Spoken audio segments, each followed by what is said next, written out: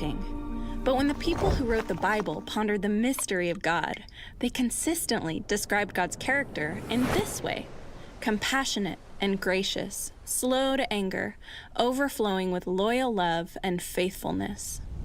The very first word used in this description of God is compassionate, or in Hebrew, rachum. This word also appears as a noun, rachamim, or compassion. And what's fascinating is that both of these words are related to the Hebrew word for womb, rechem. So compassion in the Hebrew Bible is centered in a person's core, and the word invites us to imagine a mother's tender feelings for her vulnerable infant. So rahum is a word that conveys intense emotion. Sometimes it's even translated as deeply moved, like in the story of King Solomon, who meets two women who've just given birth. One of their babies sadly dies, but then both women claim that the baby still living is theirs. As a test, Solomon says to cut the baby in two and give each mother a half. And the baby's real mother is deeply moved. She would rather the other woman take her baby than see her child die. And it's her compassion that reveals that she's the true mother. But rahum isn't just an emotional word. It also involves action. And surprisingly, the word is used most often to describe God's actions, motivated by his emotions. Like when the Israelites are suffering and oppressed in Egypt, God hears their cries and is compelled by his compassion, his rachamim, to rescue them.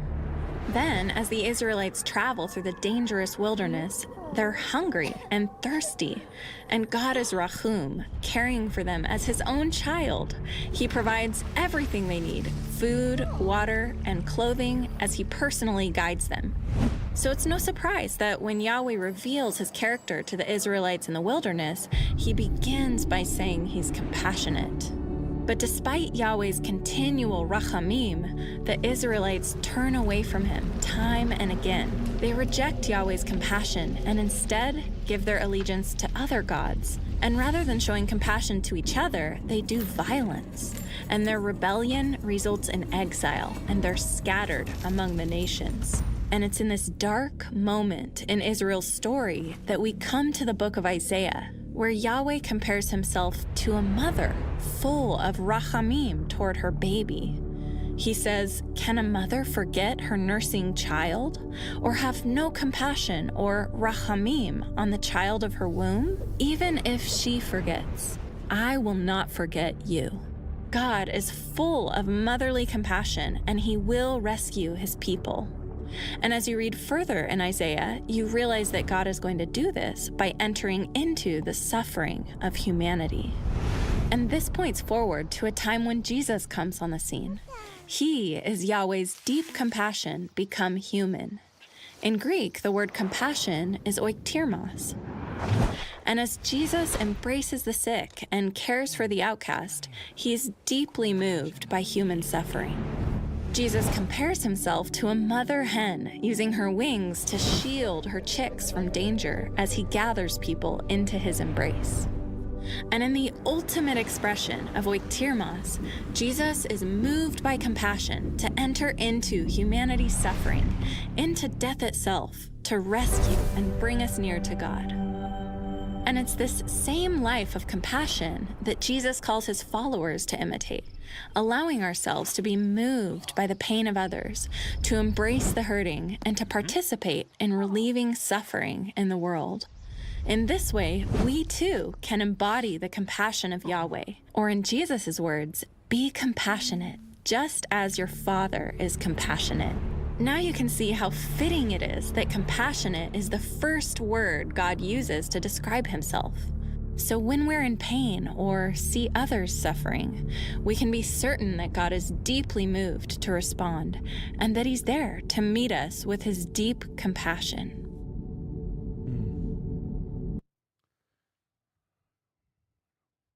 All right. So what's the word for this video? You read the Hebrew word? Rakum. I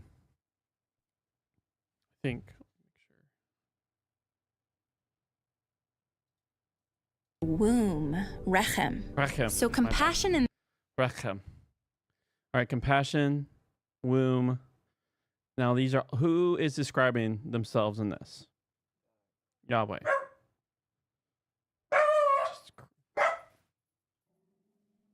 Ollie, it's enough, buddy. Ollie. No more. No more. It's just people repairing the next building. All right, you ready for reading? Enough. That's enough. You did a good job, boy. Thanks for warning us that there's people near our territory. You don't have to warn us anymore, boy. You don't have to warn us anymore. We hear your warning.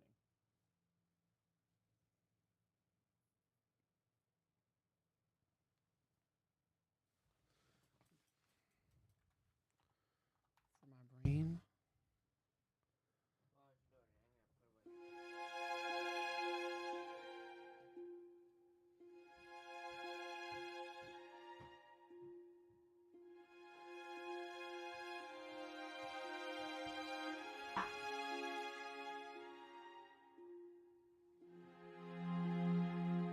Right. King Jesus, you're amazing. Thank you for your just compassion. Just who you are. You're so good. Thank you that you're deeply moved as a woman is deeply moved for her newborn. For the young one. And even if the mother can forget, you will not. The level of deep and love you have is amazing. And thank you for this deep and love for me. And for my friend here. For all who are listening. We look to you, our good King. Amen. Romans chapter 10, 5 through 13. The fulfillment of the covenant. Moses writes, you see, about the covenant membership defined by the law. That the person who performs the law's commands shall live in them. But the faith-based covenant membership puts it like this. Don't say in your hearts, who shall go up to heaven? In other words, to bring the Messiah down. Or, who shall go down into the depths? In other words, to bring the Messiah up from the dead. But what does it say? The word is near you, in your mouth and in your heart. That is the word of faith which we proclaim. Because if you profess with your mouth that Jesus is Lord and believe in your heart that God raised him from the dead, you will be saved. Why? Because the way to covenant membership is by believing with the heart, and the way to salvation is by professing with the mouth. The Bible says, you see, everyone who believes in him will not be put to shame. For there is no distinction between Jew and Greek, since the same Lord is Lord of all, and is rich towards all who call upon him. All who call upon the name of the Lord, you see, will be saved. Edward Elgar was the greatest English composer of the late 19th and early 20th century. Among his many works, perhaps the best known is the Enigma Variations. As a second word of its name implies, it is a set of variations on a theme, and Elgar devised each variation in such a way as to paint a portrait in the music of one or other of his many friends. Indeed, he...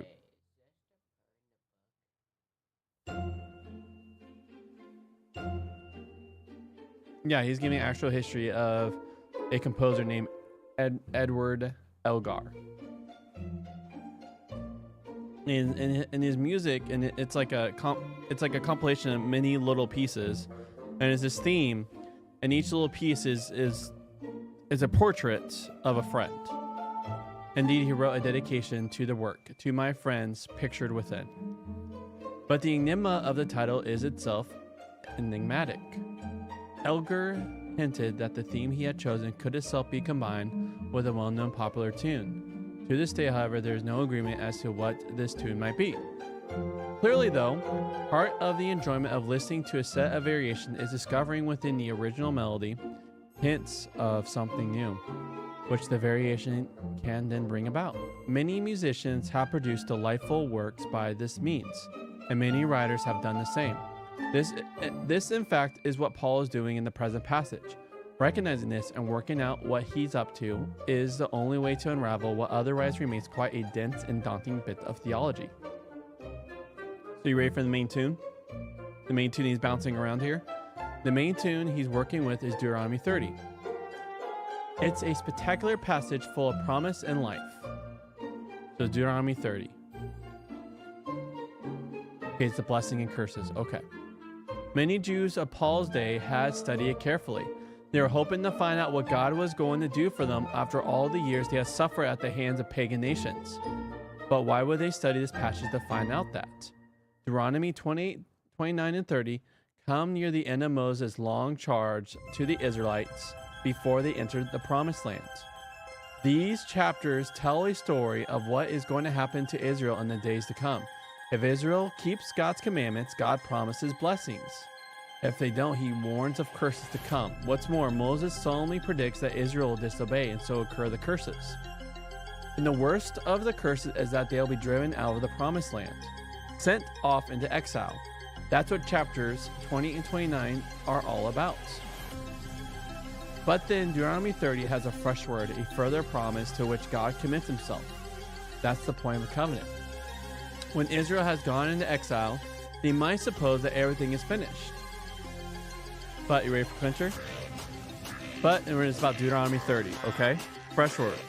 But God promises that if they turn back to him, even while they're in exile, he will rescue them. More specifically, he promises to transform them, to change their hearts, so they can at last keep the law the way he always intended.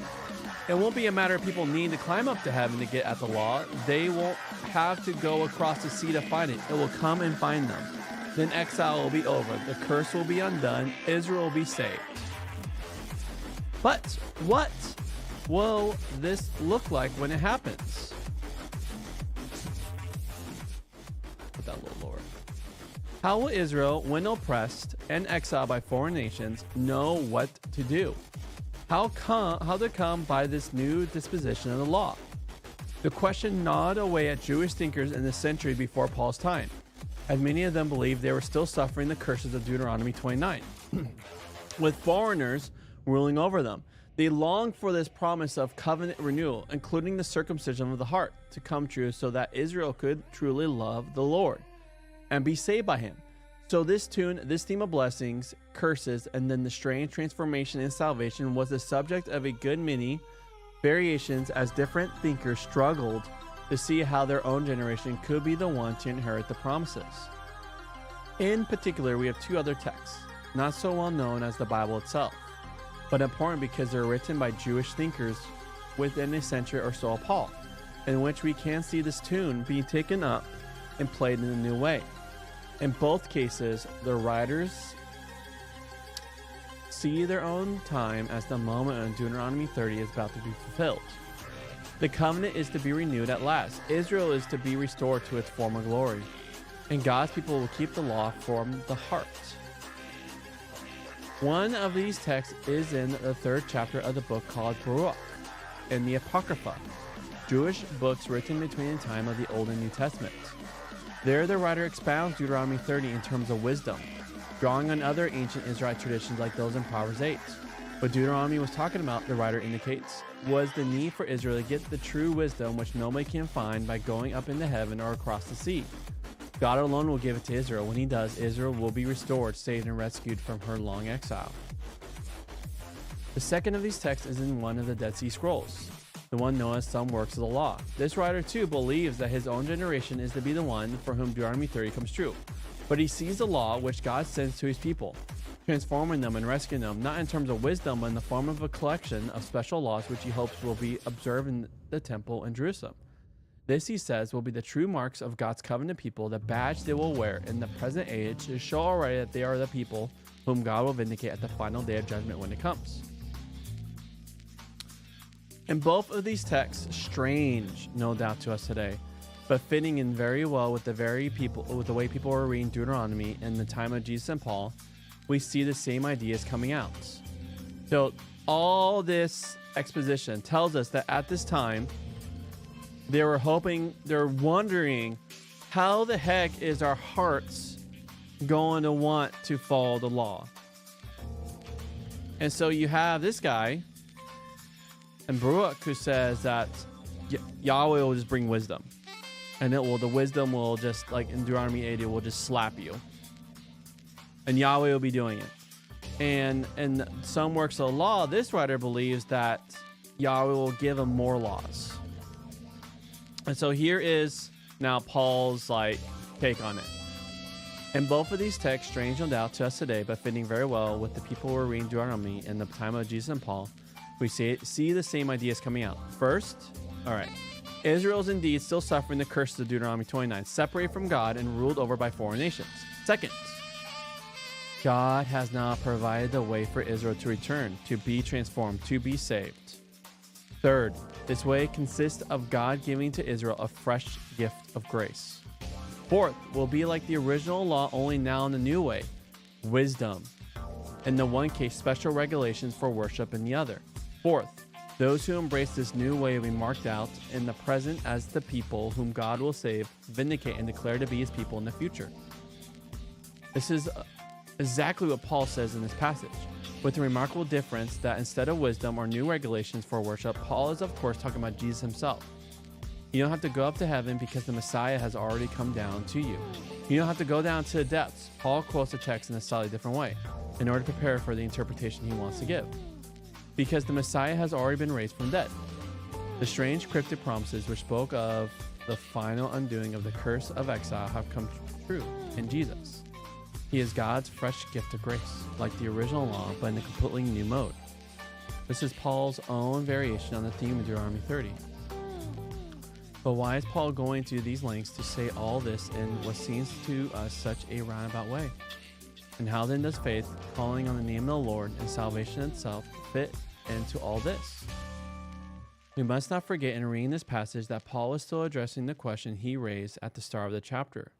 The desire of his heart is that his fellow Jews will be saved, but most of them have remained ignorant of God's covenant plan fulfilled in Jesus the Messiah, the covenant plan through which the great promise of salvation, Deuteronomy 30, will come true. The answer to his own desire and prayer for the salvation of his fellow Israel is threefold. First, okay, so you ready for hearing how Paul says that Deuteronomy 30 is happening? God has unveiled his salvation a single way for all people, as verses 1 through 13 make clear. God has brought it near to them, as indeed to everyone, in the new way for which different types of obedience to the original law become irrelevant. 3. All who openly acknowledge Jesus as Lord and believe in their hearts that God raised him from the dead are thereby wearing the badge which declares in the present they are those whom God will save, vindicate, and declare to be his people in the future. This is where Paul's famous doctrine of justification by faith meets several of other main themes in his thinking and writing. In order to make the connection between the gospel of Jesus and the promised Deuteronomy, Paul quotes two other biblical texts, Isaiah 28 and verse 11, Joel 2. What counts as a badge is in the present of those who will be saved, who will not be ashamed in the future. First, believing in him. Second, calling upon the name of the Lord. Verse 11, 12, and 13 thus explains verse 10, which in turn explains the crucial verse 9, which in turn makes the link with the quotation from Deuteronomy 30 and verse 8. If this sounds complex, it's because Paul has scampered through a fascinating train of thought, like a piece of music being played at speed. Let's slow down a bit and listen more closely. Deuteronomy speaks of God's word,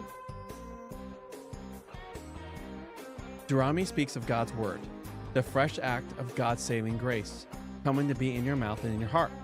Paul glimpses the fact that this goes exactly with the two central things that happen to a person who has been grasped by the powerful gospel message, and who finds that their life has been transformed, turned inside out in the way that both Deuteronomy and Paul himself describes as circumcision of the heart. Ordinary circumcision was a badge which marked out Jewish males. This transformed heart, visible in the public declaration of allegiance to Jesus as Lord and the belief that God has raised him from the dead, was a sign that someone was now a member of that renewed covenant family, the people promised by God in Deuteronomy 30. Paul has, in other words, expounded an essentially Old Testament doctrine of salvation, composed his own variation on it, and shown that it has been fulfilled in Jesus the Messiah. Israel has been longing for salvation. God has provided. You can see in the present time who is sharing in it, because they bear in their hearts and their mouths the only badges that count. But these badges, of course, are not open to all, not only Jews. This is why, as Paul has insisted over and over throughout this letter, part of the point of the gospel is that non-Jews are welcome into this renewed covenant family on equal terms with Jews. If Jews want the salvation now provided in their own Messiah, they must, as Paul has learned, share their Messiah. And the covenant family redefined him with a much larger company. Confessing Jesus Lord was what people did when they got baptized, when getting baptized. This makes a link with Romans 6, but also reminds us of two other points, both of which are relevant to what Paul is saying here and throughout the letter. Ready for last clincher? First, in Paul's world, Lord was a title for Caesar. Saying Jesus was Lord meant ultimately that Caesar wasn't. Second, when Paul quotes from the prophet Joel in verse 13, Lord in that passage refers to, of course, to the Lord of the Old Testament, Yahweh, Israel's God. And in several other places, and here looking back to chapter 9, verse 5 in particular, Paul is quite clear that Jesus the Messiah, who died and rose again, was the personal embodiment of Israel's God, coming at last to do what he had always promised. In and through him, reversing the disaster of Israel's earlier failure, the name of Israel's God has now at last been glorified among the nations of the world. All right, we talked a lot in between. We can start.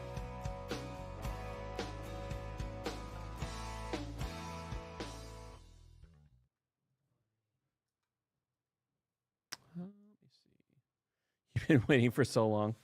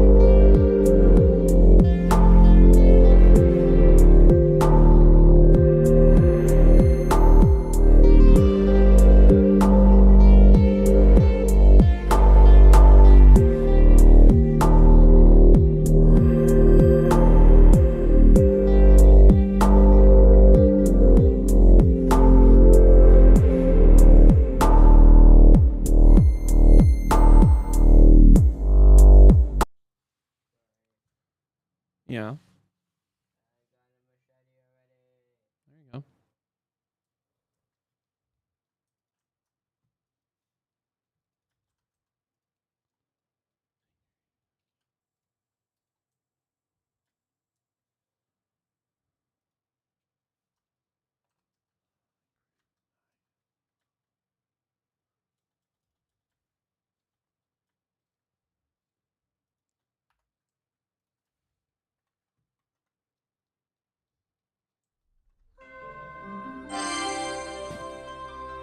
Would you prefer I put headphones on or just have speakers on so you can listen?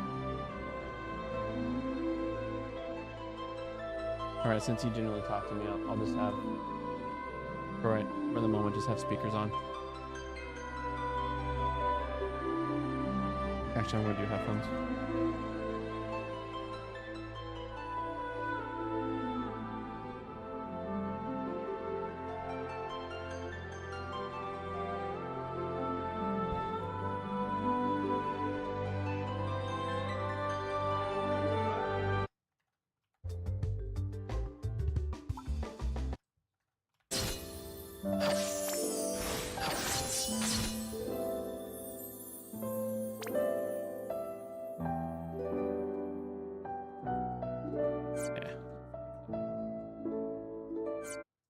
Oh, I didn't mean to click that. Blah, blah, blah, blah, blah. Where's the back?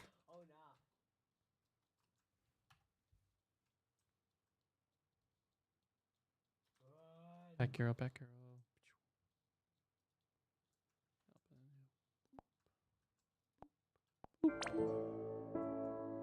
There we go.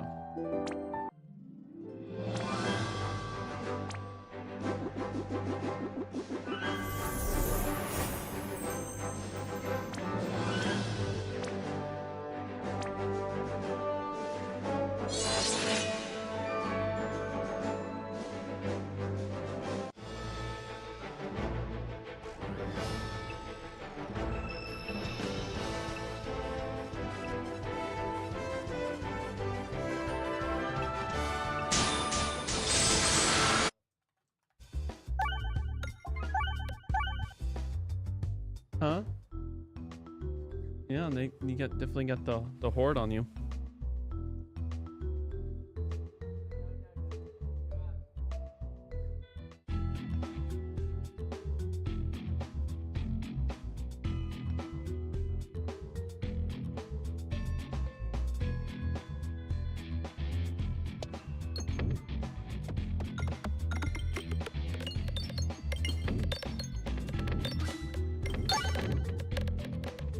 I love round squirrels.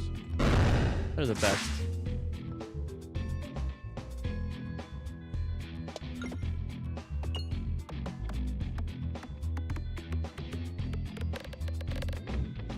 Oh. Oh, I see. It's only in temporary, so that's what.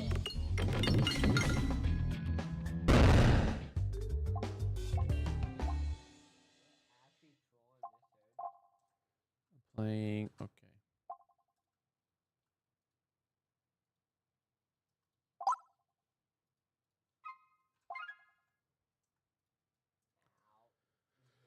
I see. So round scroll should be held off till later.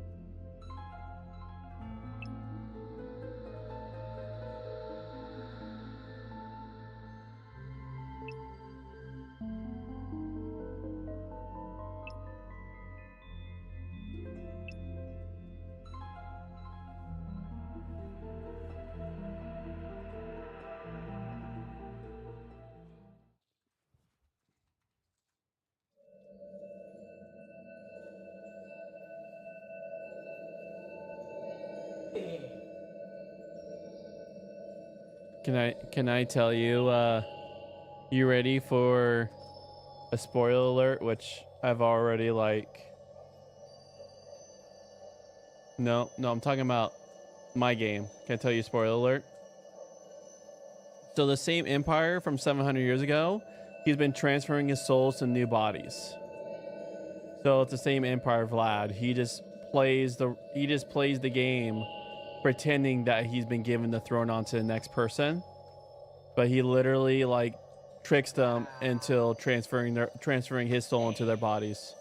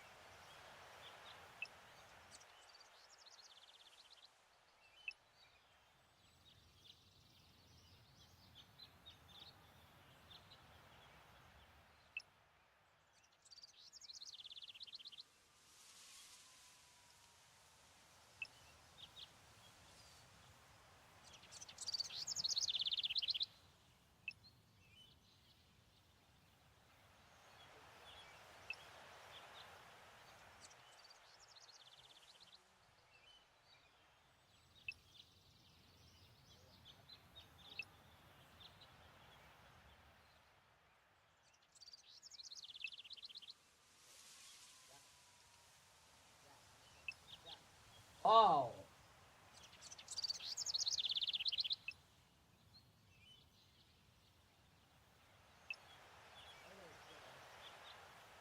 Eh.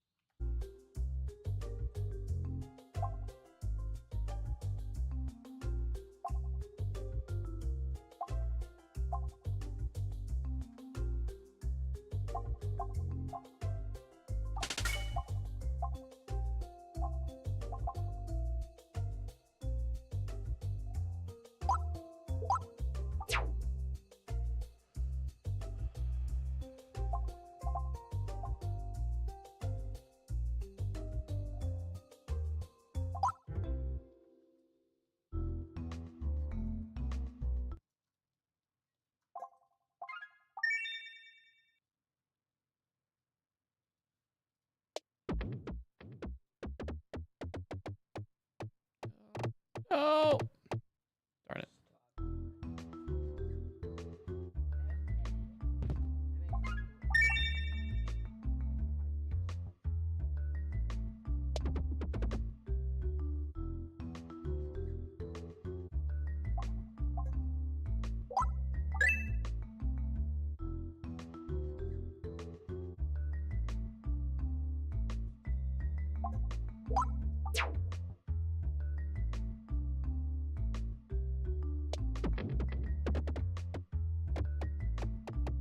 What the? All right, game. It's just not. The pet ball is just not wanting to go where I wanted to go. That's okay. I'm not going to save scum it.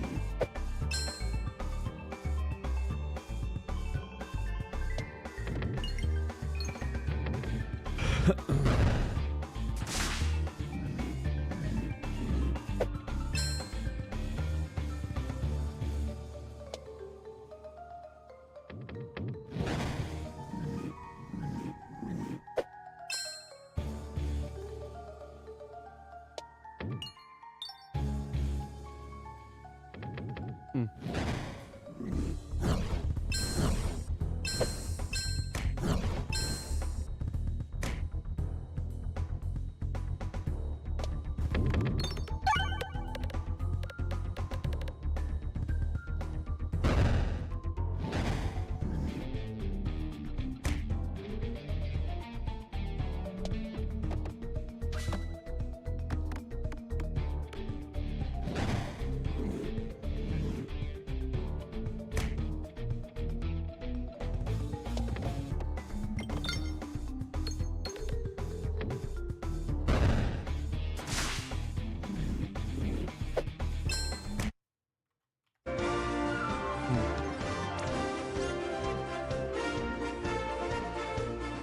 Is that for your third fight game?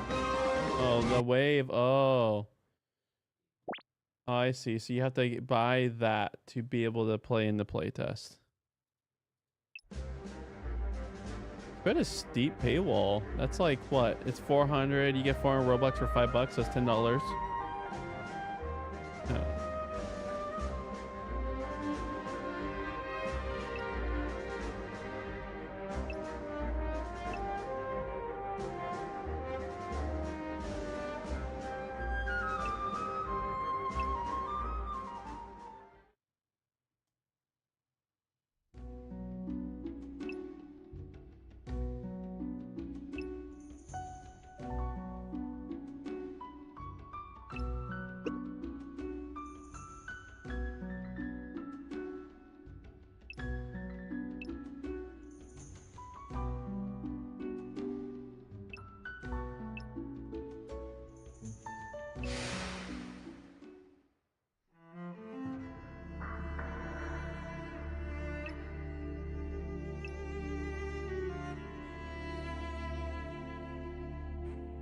Hmm. Yeah. No. Yep.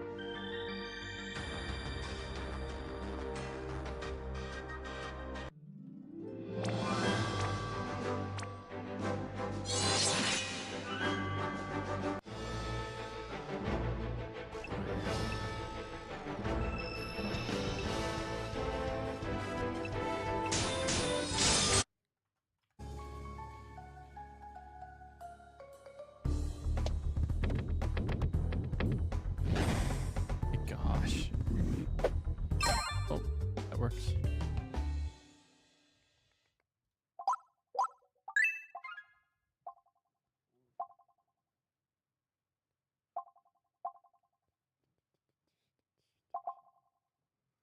Yeah. Magnus, so it doesn't work really well for.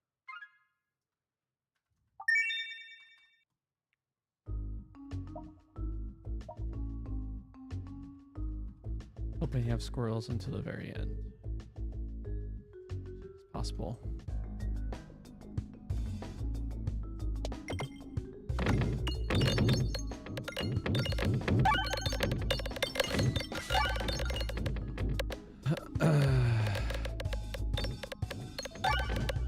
We'll see though.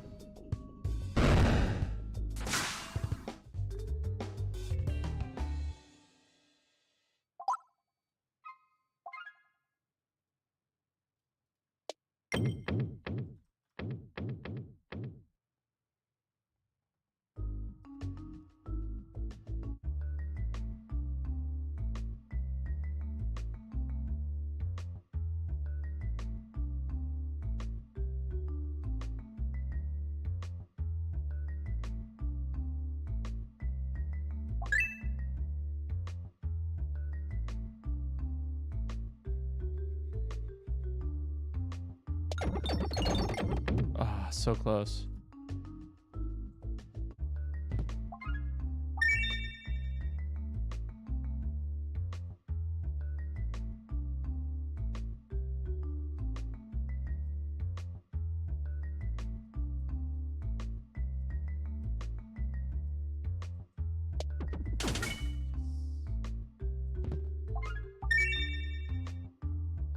Yes.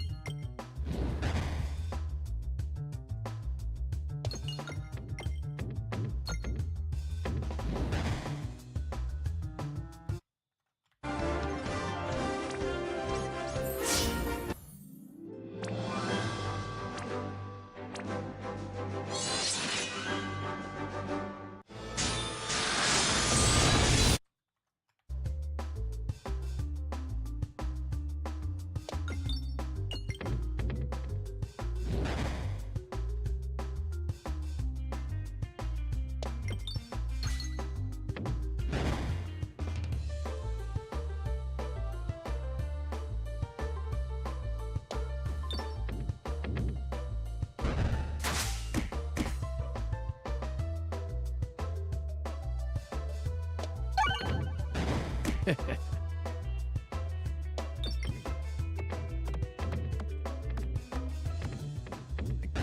first run.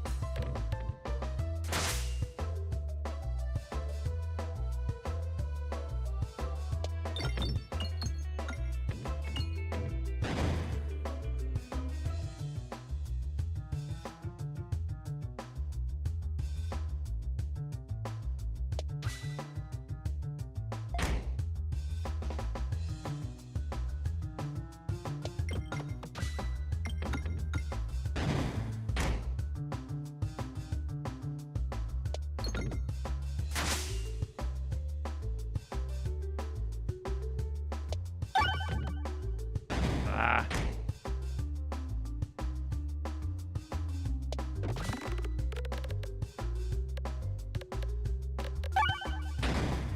Here we go, finally. Almost. I think I was almost finished.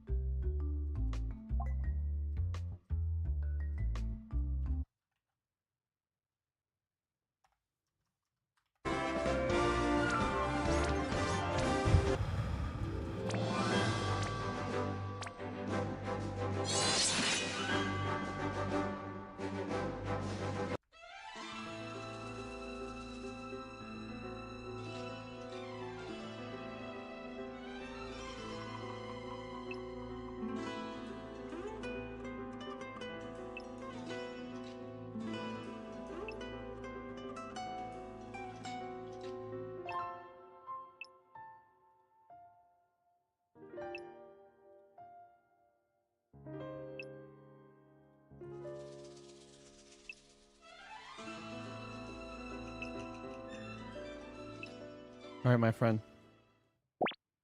We're at, in about 2 minutes. We're at time. Okay.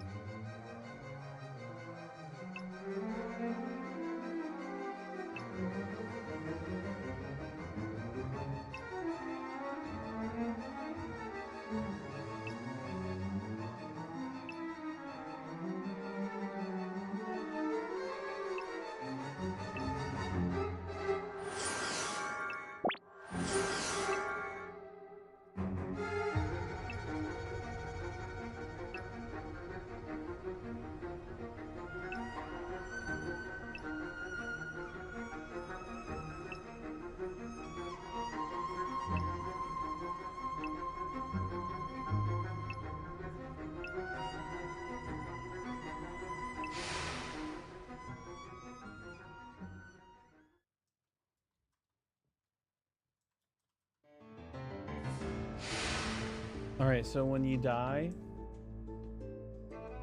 or transformed, or when that wave's over, when the nuke happens, okay, we gotta go through steps.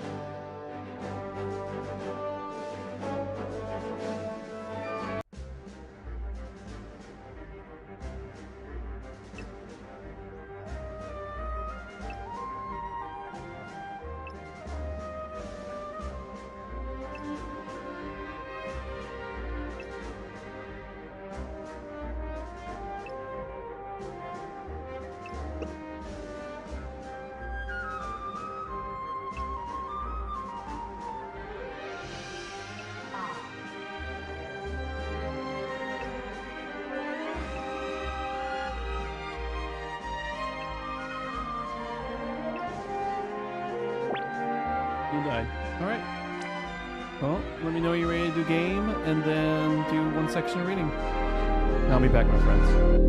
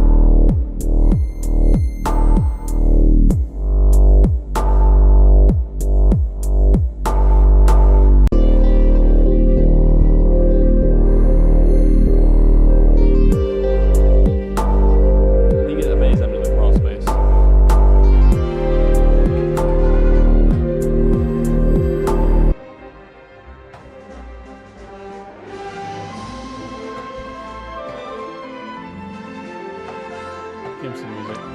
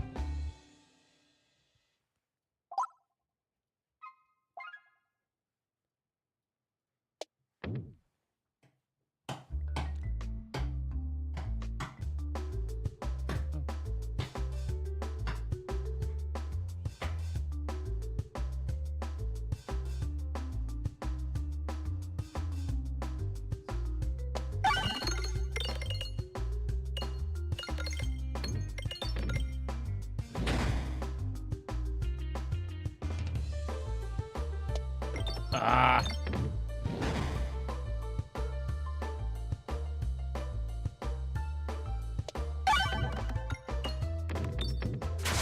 All right, this shot should finish him. Go away, bad Minotaur. Go away, bad man.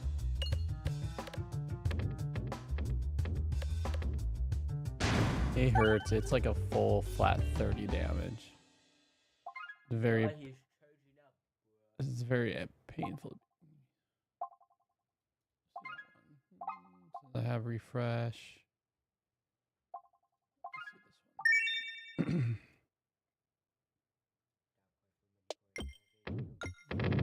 Dude, you need all this stuff.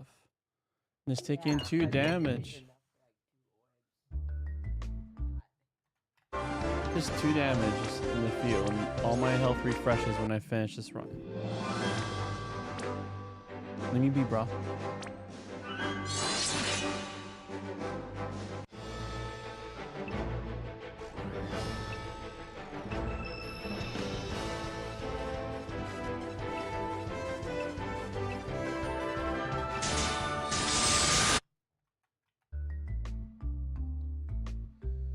I don't need Bramble, so I'll shake the tree. Okay, let's get an egg. Yeah, except it's like heals you for each peg hit, permanently breaks when hitting something solid on the pegboard. So yeah, it's not. I've only ever found use from it with only use I've found from it is using a summoning circle. Summoning circle, you could utilize things without, like you make copies of things with summoning circle.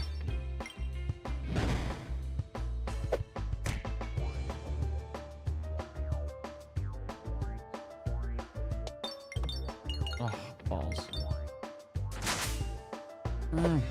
Slime is a very pain early beginning guide.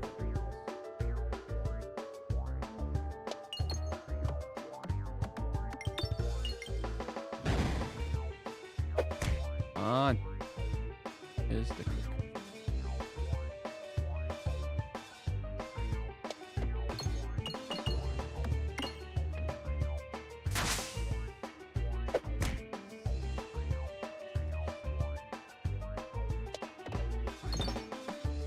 Like, I'm not having any luck here.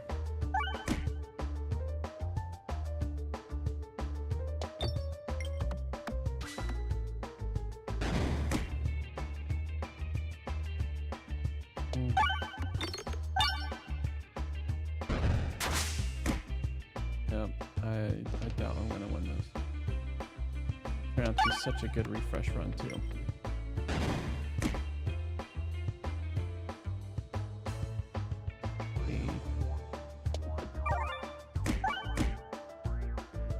All right. Yep.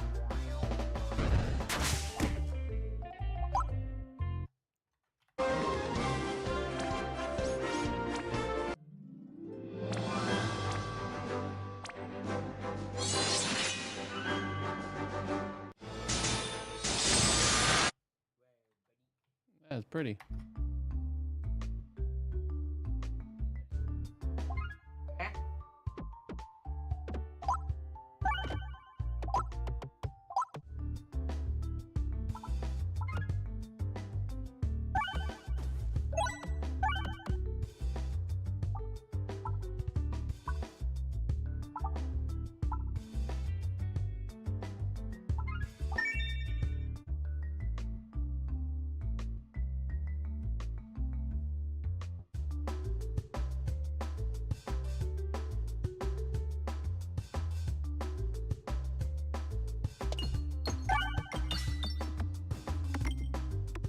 Wait, 2 of the sluggers get destroyed.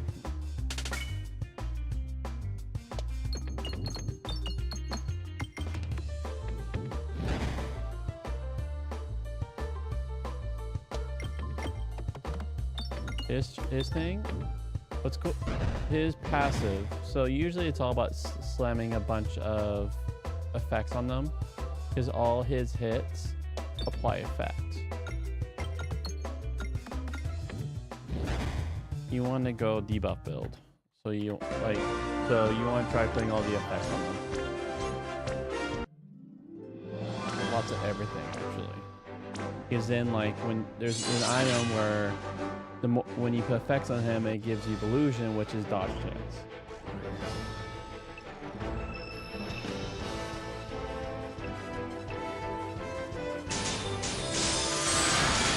Huh?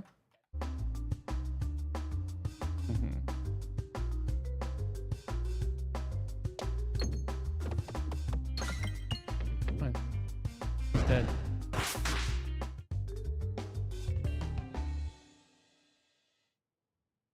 It affects with grades 1 spin, etc. attacking, so that's crit.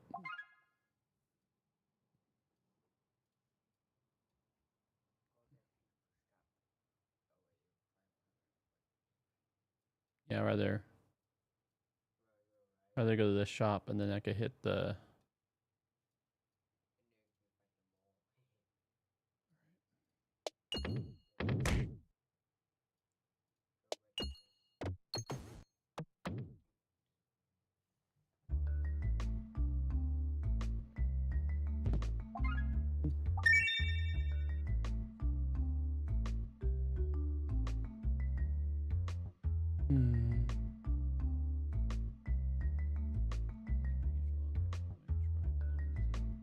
Oh wait, it's gonna be. Oh, fighting it is.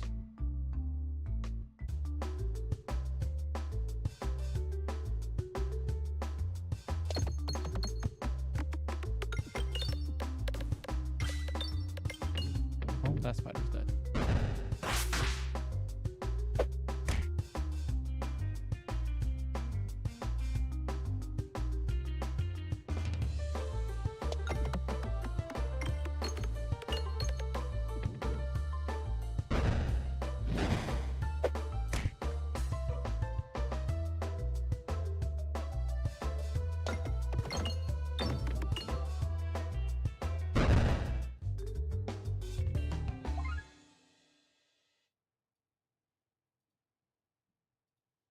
Go for the money and wherever the ball lands, the ball lands.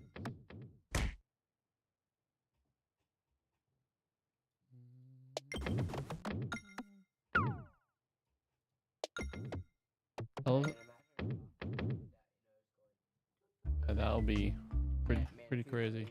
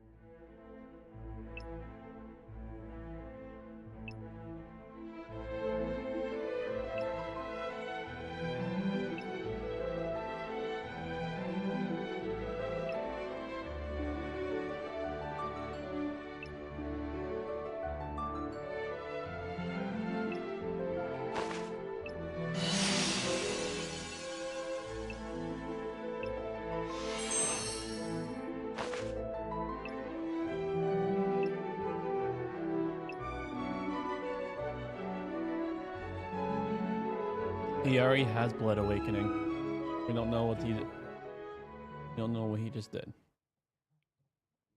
They'll definitely explain it though.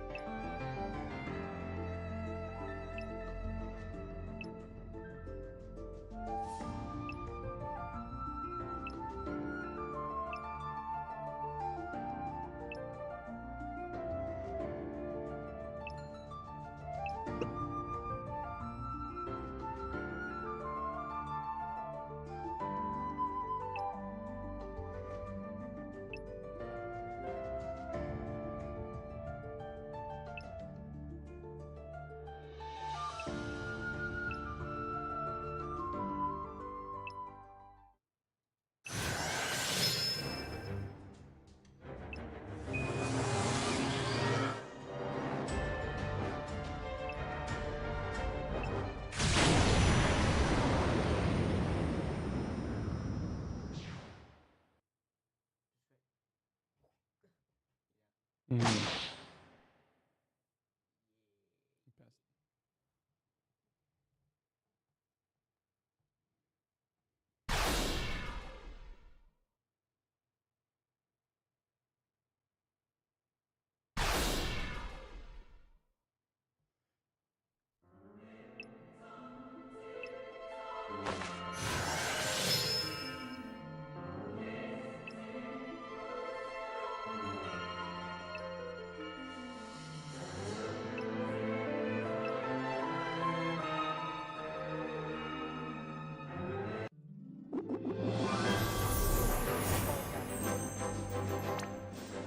Well, powerful people make their tall heights. Mm-hmm.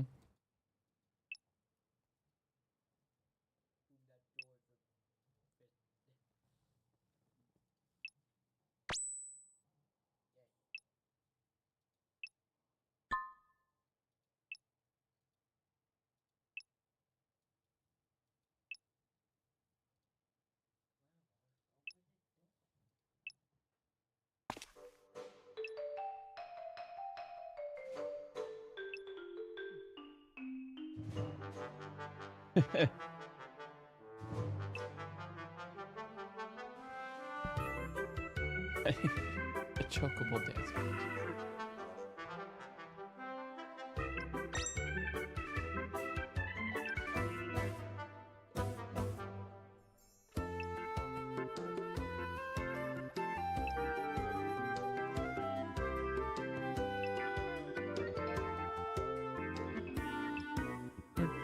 They're having character moment right now.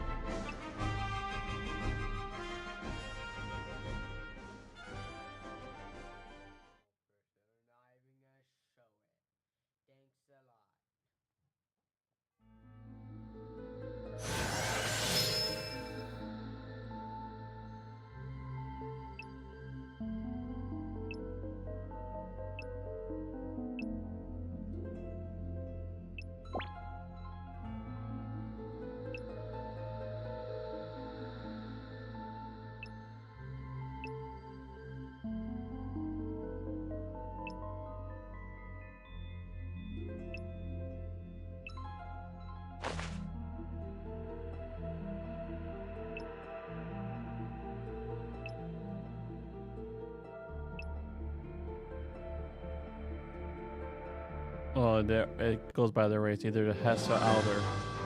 And so they do Hess Awakening if they're from the line of Hess, and Alder if they're from the line of Alder. Not so far.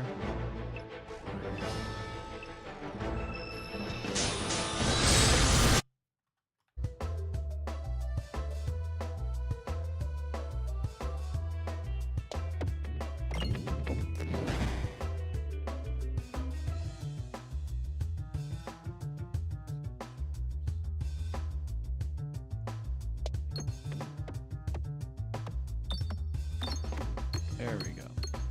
Oops.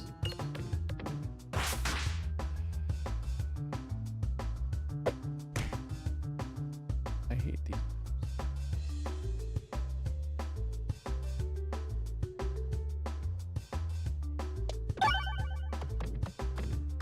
What I'm trying to do, but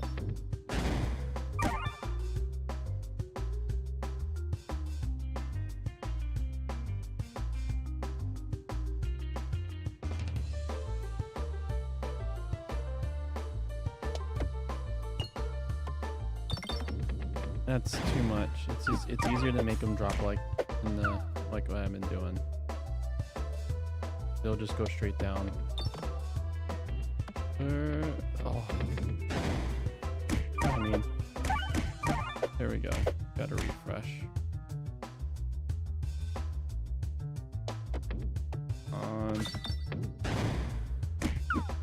Hate these maps so much. No, it's more of, it's like it's just hard. Oh, it's but it's also just, it's a challenge to get these bombs.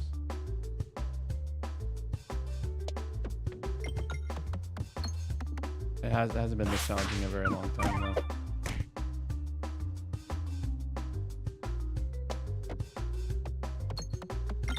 Oh my gosh, I'm going everywhere around them.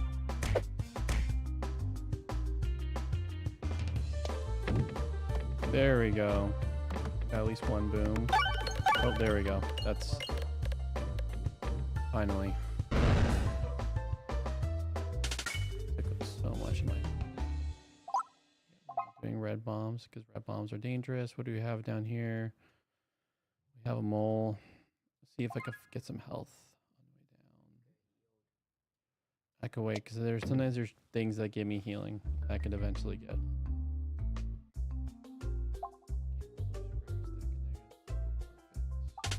That one.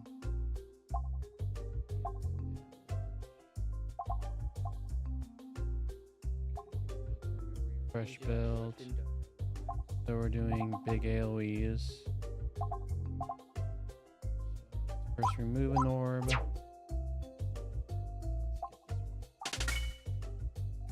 AoEs.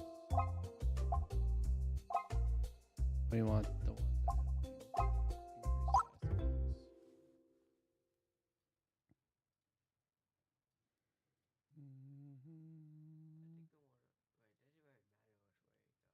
I want the money though.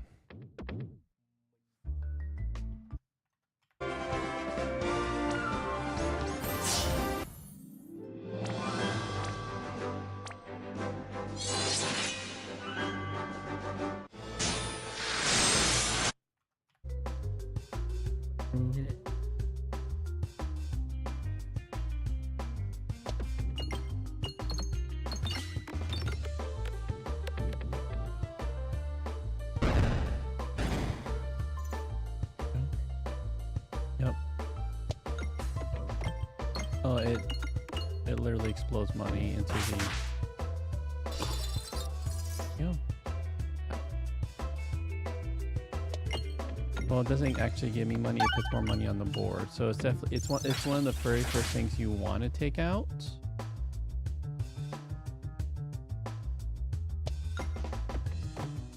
Why you want it? So yeah, that's why it's like one of the very first things you want to take out.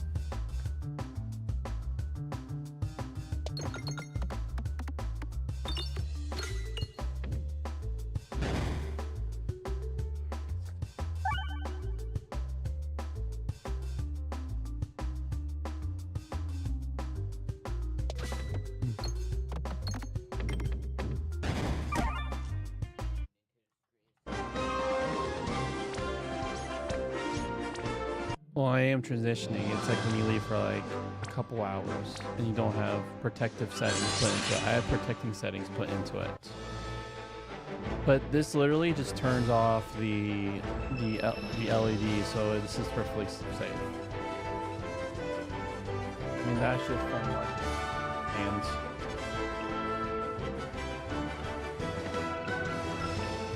well, it's like whenever this happens, you know.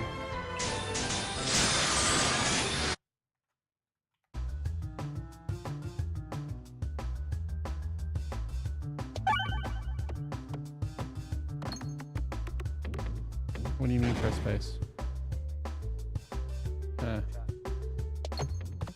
True. True, good call. Thank you.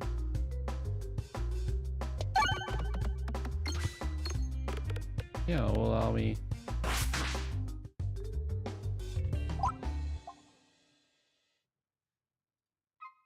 Rainbow one. Well, it's apply it, but only to one. So I'm trying to get AoEs. Nope, it's just one person.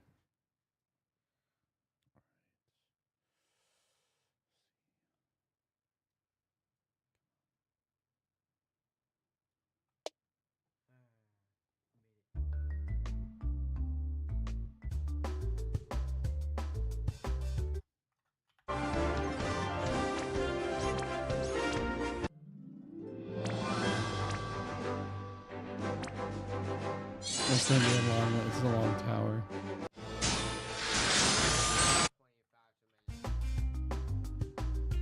But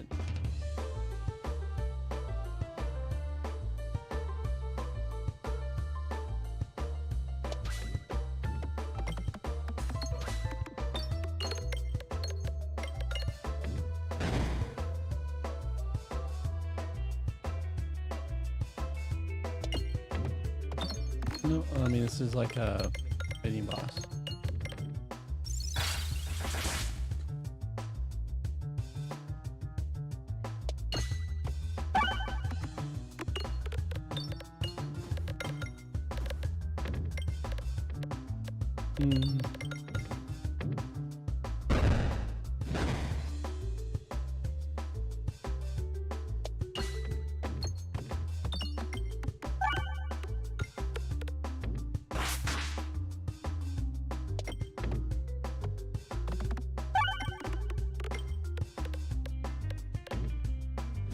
Going down that shot.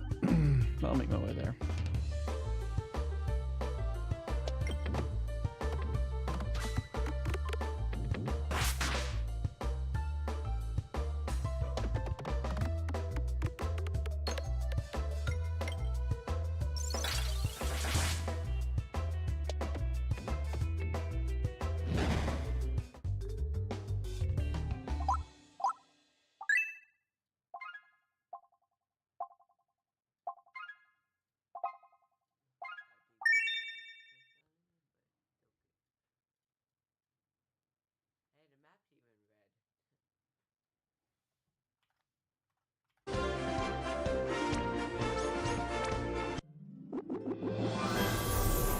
So this is going to be the final battle. Like this stage 8 out of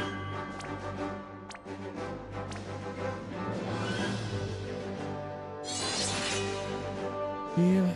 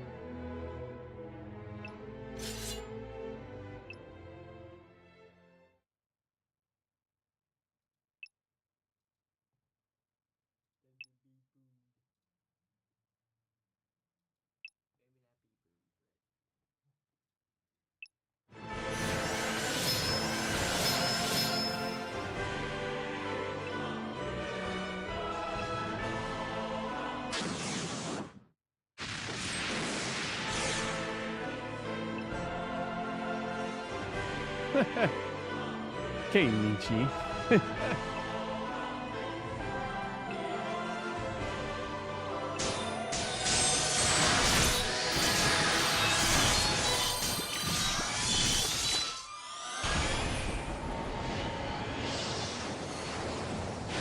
But watch.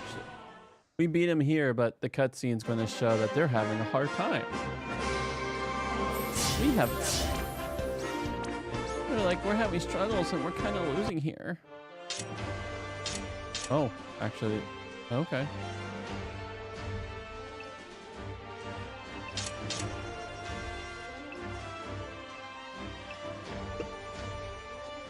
But yeah, he's gonna...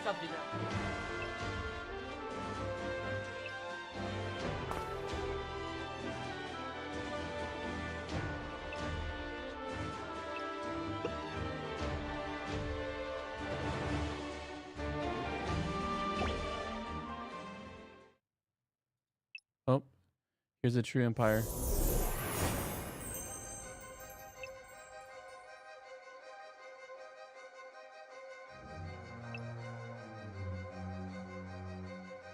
Up here's Sid.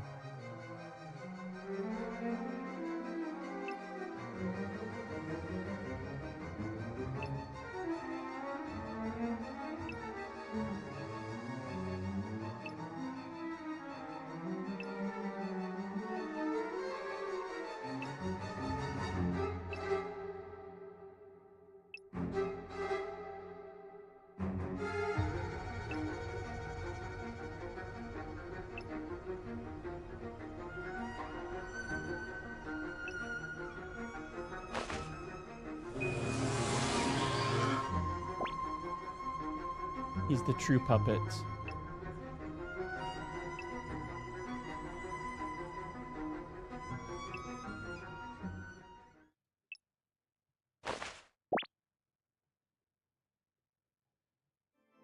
Sid. I mean Vlad, I mean, that's...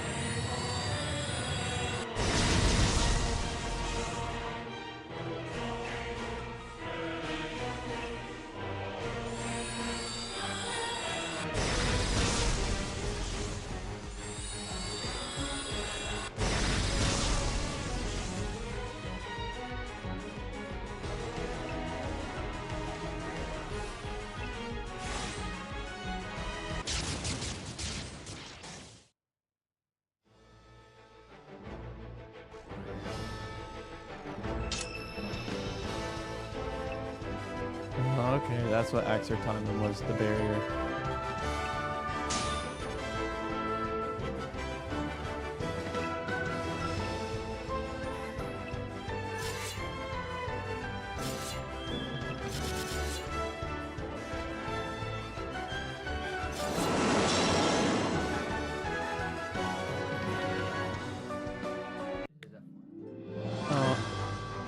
It's not. Trust me. There's probably going to be a whole nother area that we don't know yet that this is going to go into.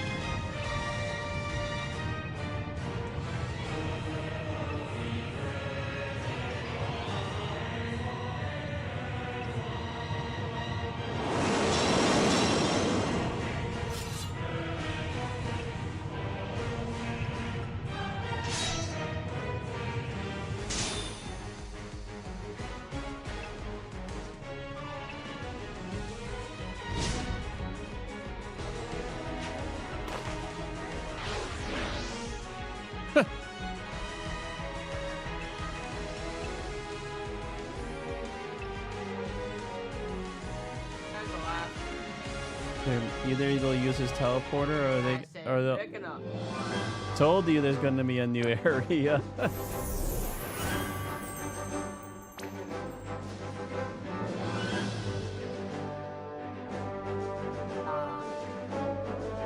Only got 10 years to keep on building story. It's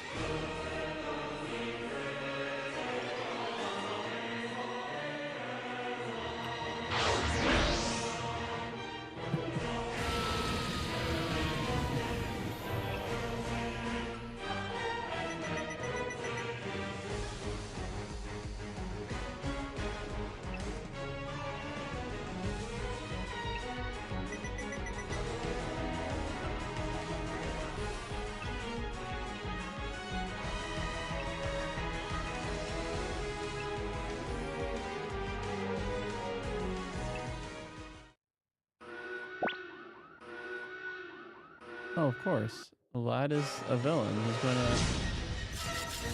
Oh no! I was hoping they'll just blow it up.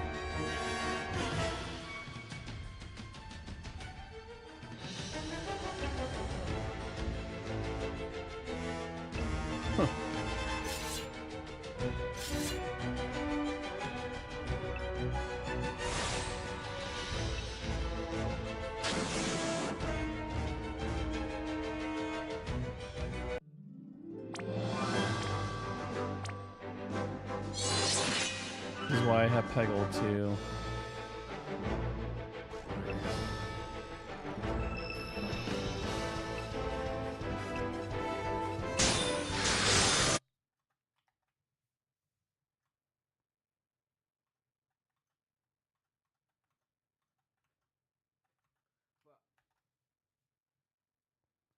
Okay, I think if I remember right, I want to go left.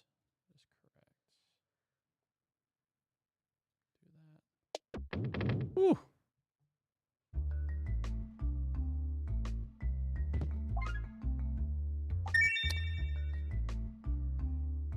Go left again.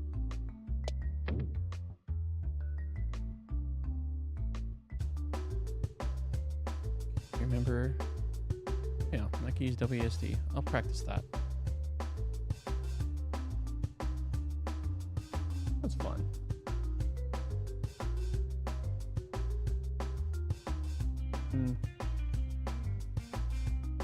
You say that, but unless I go full screen, it's like really off. Could have done a lot better actually a long time.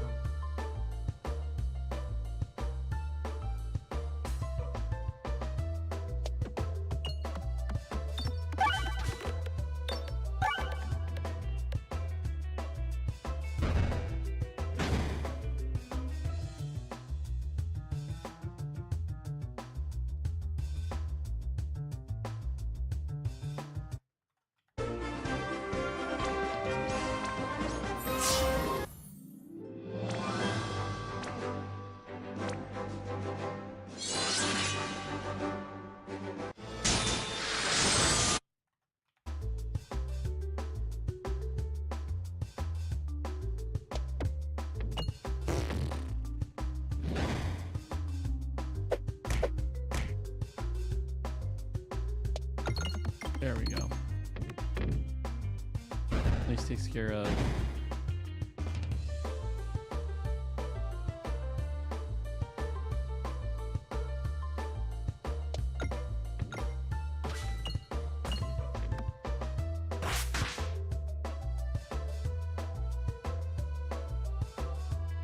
Money, money, money, money.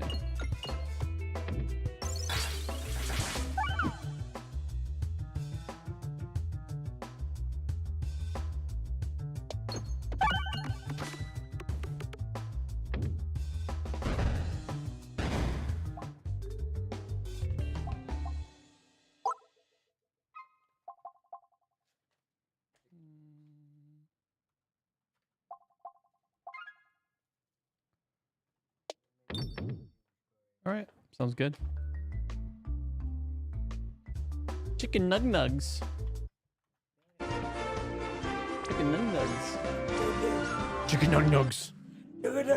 They'll forever be the chicken nug nugs. Don't deny your nug nug ways.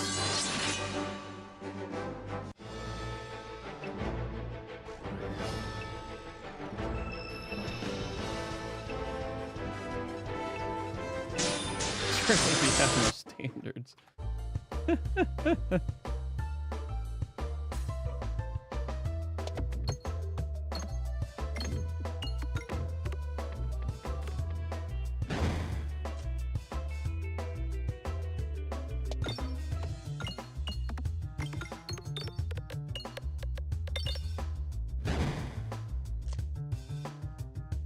What's up? Mm-hmm.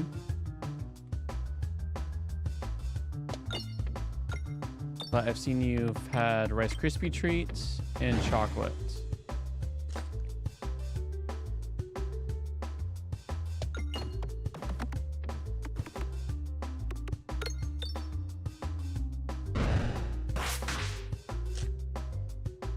Mm-hmm.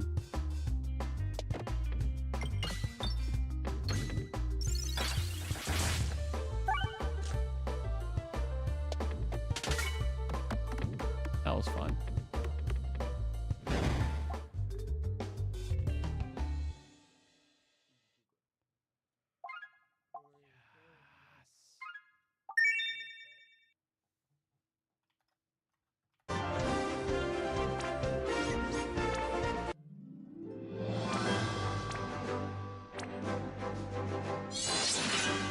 I clicked the top one.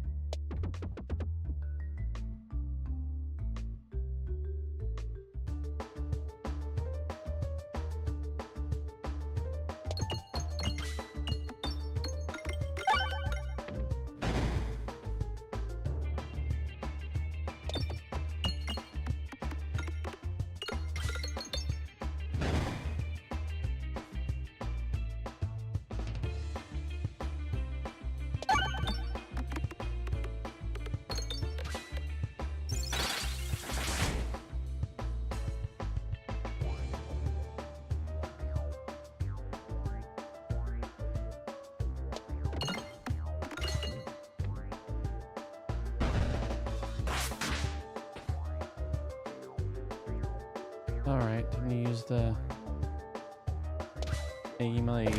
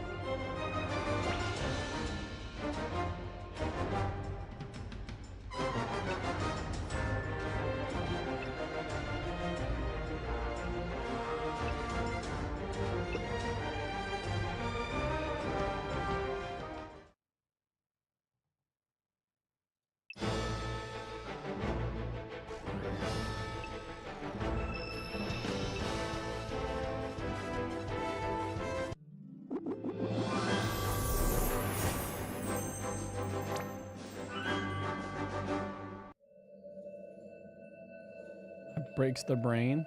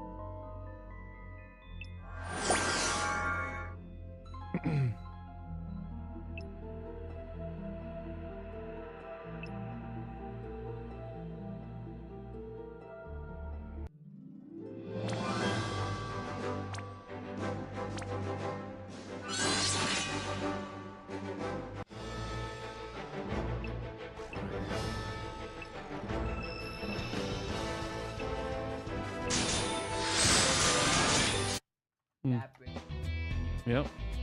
That's funny things, isn't it?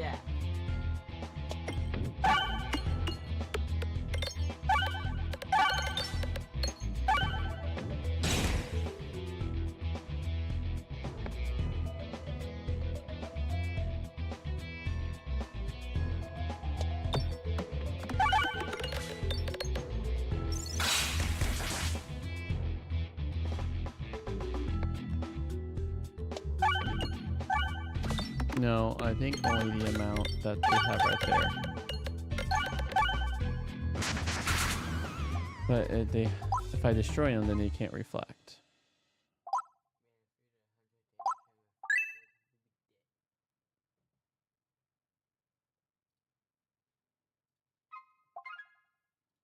We have here shop on the right and also super on the right. To the right we go. Ooh, oh, I gotta remember the space.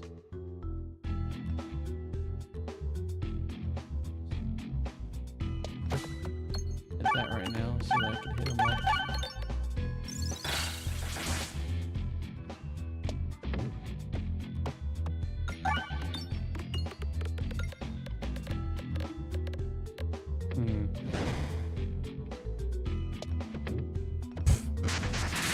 These applies the effect.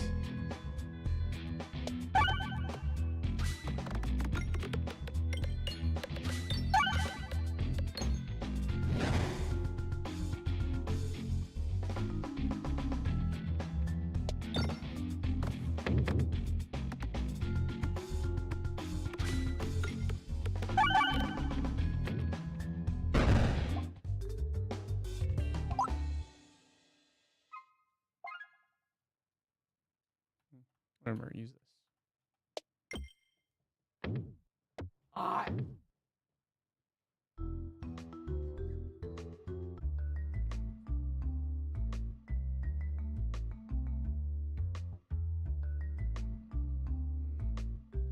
That'd be 2 shops. I don't have the money for 2 shops. Sure, we'll enter the passageway. Oh. Heyo.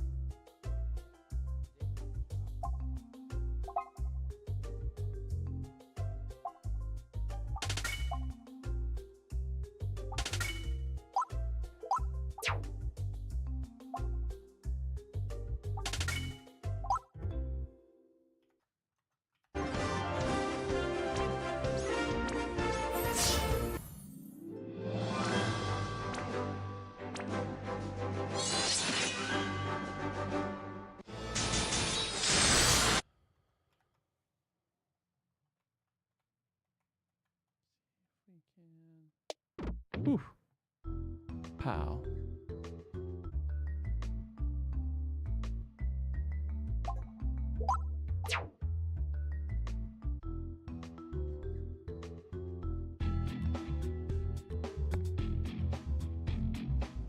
Just a crit. Both. That one down.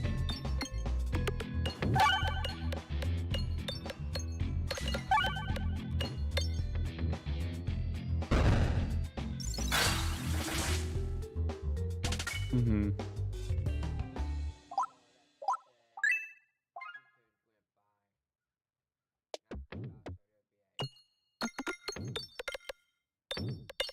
I think it's just a solid number. I don't think it does it.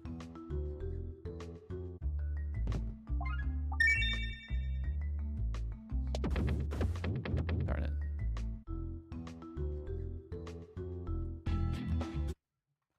Darn, darn, darn, darn.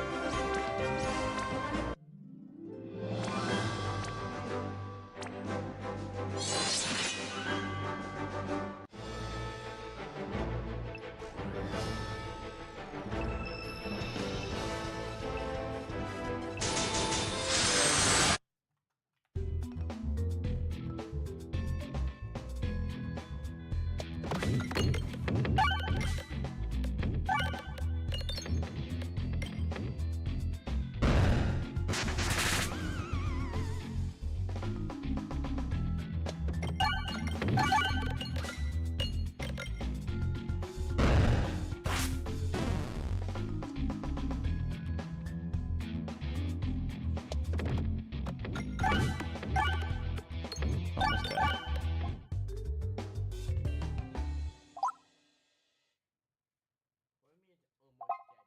dead. When I first shot it, it was almost dead. Looks like I want to go for the question mark. Yep. Oh man. Barely.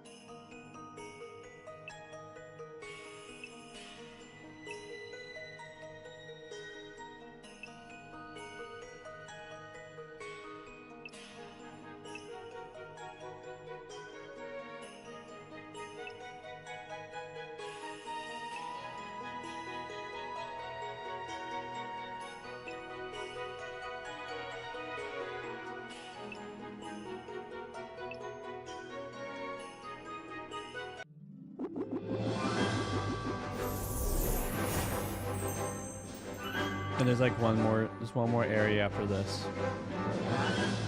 No, wait, so that's 3 out of 8. I'm talking about bigger area. This is 3 out. So there's one more bigger area. So there's going to be about 5 more of these smaller. No, it's not even season 3 yet.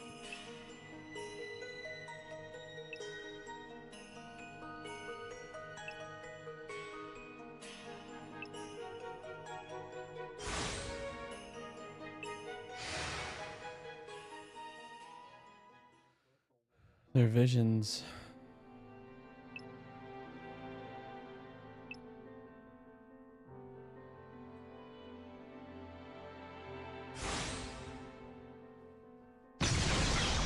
Different dimensions.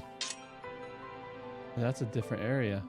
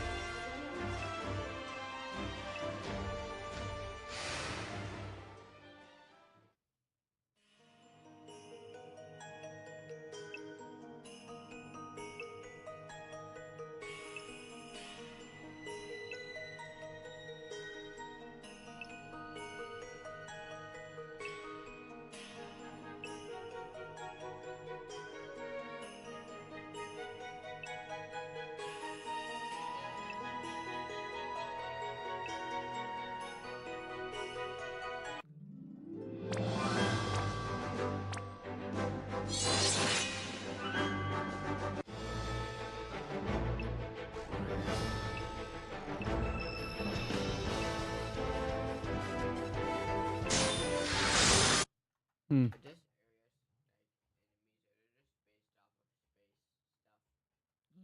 Oh. Okay, which way do I want to go? All right, of course I want more treasure. Oh, oh.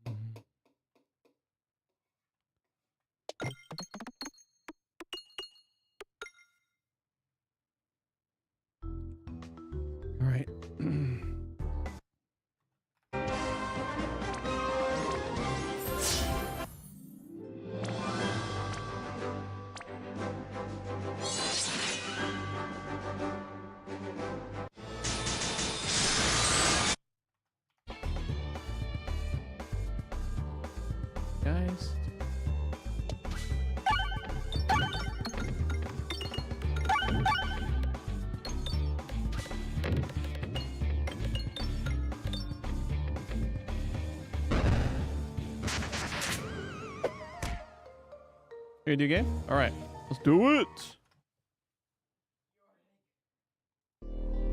Spin me.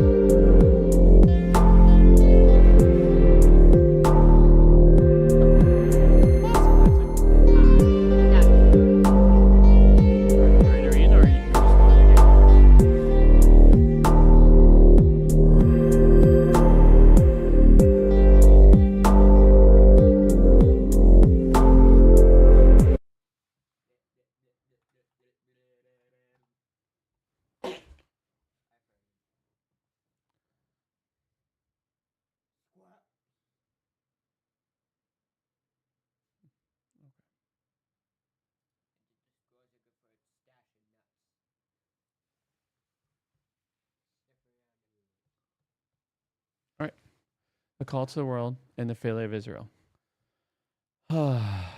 Jesus, you're amazing. Thank you for your goodness. Thank you. Not being distracted. Thank you for the writing of the ancients. Please reveal more of us your purpose and the way you operate. So we're truly better as we learn how your truthful, your truth and your purpose works out. Amen. Call the world and the failure of Israel. So how are they call on someone when they haven't believed in him? And how are they to believe if they don't hear? And how will they hear without someone announcing it to them? And how will people make that announcement unless they are sent?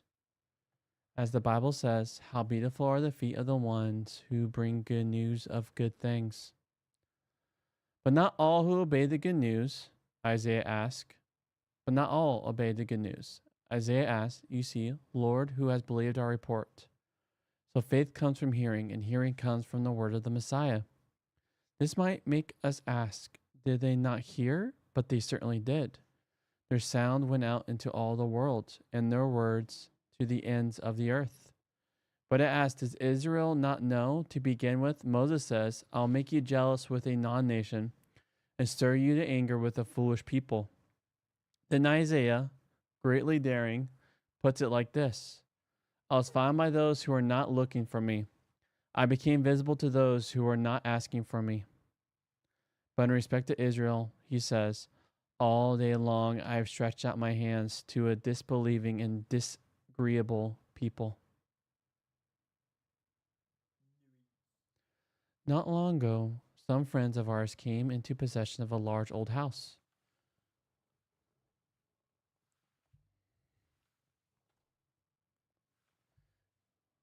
And decided to do a first-class job of restoring it. To make sure all the details were taken care of, they hired a consultant to oversee all the bits and pieces, to advise them on color, style, and 1,000 other things. But from quite early on the project, things started to go wrong. The consultant kept doing things our friends hadn't intended, and ignoring things they had specifically requested. The story was long and complicated, but I've said enough to give you the picture. What was going on was a clash between the actual stated intention of the owners and of the property and the ideas of the consultants, who, as we became increasingly clear, was really trying to make the house look the way he would have wanted it. When you meet a situation like that, this one happily was sorted out and everyone was content in the end. The only thing to do is to go back to the original plans and the owner's stated intentions. That's what Paul is doing in this passage. The problem he faces is that Israel has behaved like the consultants, trying to design God's people and God's plan in the way they wanted instead of the way God wanted. Faced with this, Paul has a double task. Not only must he explain what God's original plan had been, he's now done that. He must also explain how even Israel's failure to believe was foreseen in Israel's scriptures themselves. He is like an advocate calling as a witness against the accused the very family and friends who might have been expected to speak up for him. By working through the different sections of Israel's own scriptures and showing that God had always told Israel what he was up to, he made it clear that the apparently strange design the owner had for the house, Gentiles flooding into God's people, many Israelites deliberately staying out, had been written into the blueprint all along. This passage then picks up where the previous one left off, with the good news of salvation, Israel's own salvation, as in Deuteronomy 30, now being thrown open to Gentiles as well. This might sound a very strange idea, yet Paul is determined to demonstrate that it's what God had in mind from the beginning, and that God had actually warned Israel that it is what would happen. He begins with a chain of reasoning intended to show that he and his fellow apostles, in doing to the Gentiles with the good news of Jesus, were not being disloyal to the traditions of Israel, but were actually fulfilling them.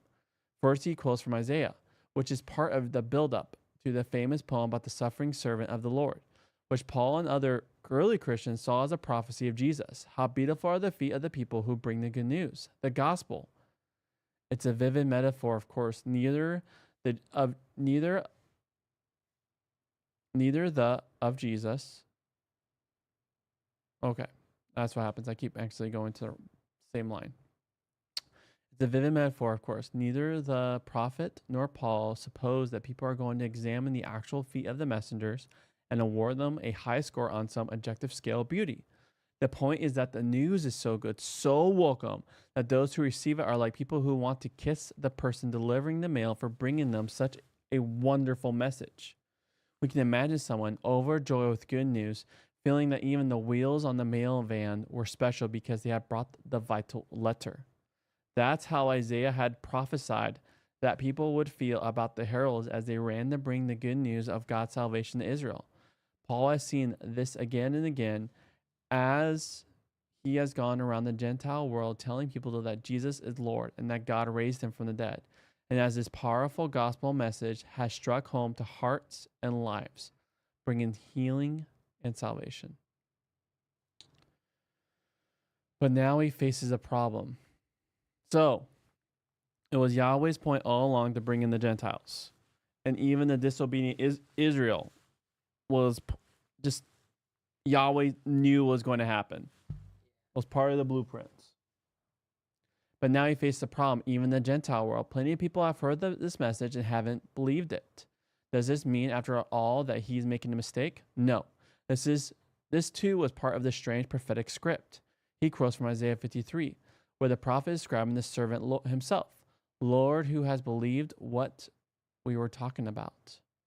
Why some people believe and some don't is a mystery which Paul leaves in the hands of God alone. All he knows is that faith, the faith which was the key sign of human transformation in verses 8 through 13, is what happens when people hear the message as it is announced, and that this message consists of the report about the Messiah. God's powerful word is at work whenever this report is given. Could it be, though, that the Gentile nations have simply not heard the word? Is that why so many of them haven't as yet believed? Here in verse 16, Paul surprised us by quoting from Psalm 19, a passage about God's hidden yet powerful message going out in all the created order. The message which all humans hear, though not all heed. How Paul puts this revelation of God in all creation together with the more specific message of the gospel isn't clear. Though maybe that he is thinking of something like that, he says in Colossians chapter 1. When the point seems to be that with the resurrection of Jesus, a silent but powerful message ran like an earthquake throughout the whole created order. The message that corruption and death had been overthrown and new creation launched upon the world. Clearly, Paul believed that the gospel message concerning Jesus was the fulfillment, not the overthrow, of the Creator's plan for his creation and of his continuing close involvement with it. Thus, the Gentile world does indeed know of its Creator, and in principle, at least, of the rescue of creation through the gospel. But this only makes it more poignant, more puzzling, that Israel itself has not believed the gospel, having quoted Isaiah and the Psalms, representing two of the three main divisions of the Old Testament, the prophets and the writings. Paul now goes back to the law, and once again to Deuteronomy in particular. Did Israel know, he asked, that God was about to do such a thing, revealing his salvation to pagan nations, the nations from whose rule Israel longed to be free, while Israel itself remained in unbelief? Actually, yes, he concludes. Israel did know that he will do exactly this. In the passage soon after that, the one Paul has expanded in verse 5 through 8, God declares that he is going to make Israel jealous. This will be a very important idea in the next chapter, and we must pay careful attention to what he means. God made his basic promises of salvation to Israel. Israel clung onto them, often in the belief that they were for their nation and nobody else. But, as Paul has stressed over and over in this letter, the promises were intended to work through Israel for the benefit of the rest of the world. Well, what happened then? When God acts through the Messiah to fulfill his original intention, even though Israel itself clings to its own misinterpretation of the promises and, like the older brother in Jesus' parable, stays away from the party. Answer: Israel will be jealous because, as Paul said, chapter 9, Gentiles will be inheriting the promises while Israel, the promise bearers, are missing out on them. The Gentiles are a non-people in terms of the covenant. and they are foolish because they lack the wisdom God has made available to Israel in the law. But God will call precisely this people to arouse Israel to jealousy and anger. This sounds as though it will be simply bad news, but as we shall see presently, Paul will use it as the lever to bring about the good news still to come.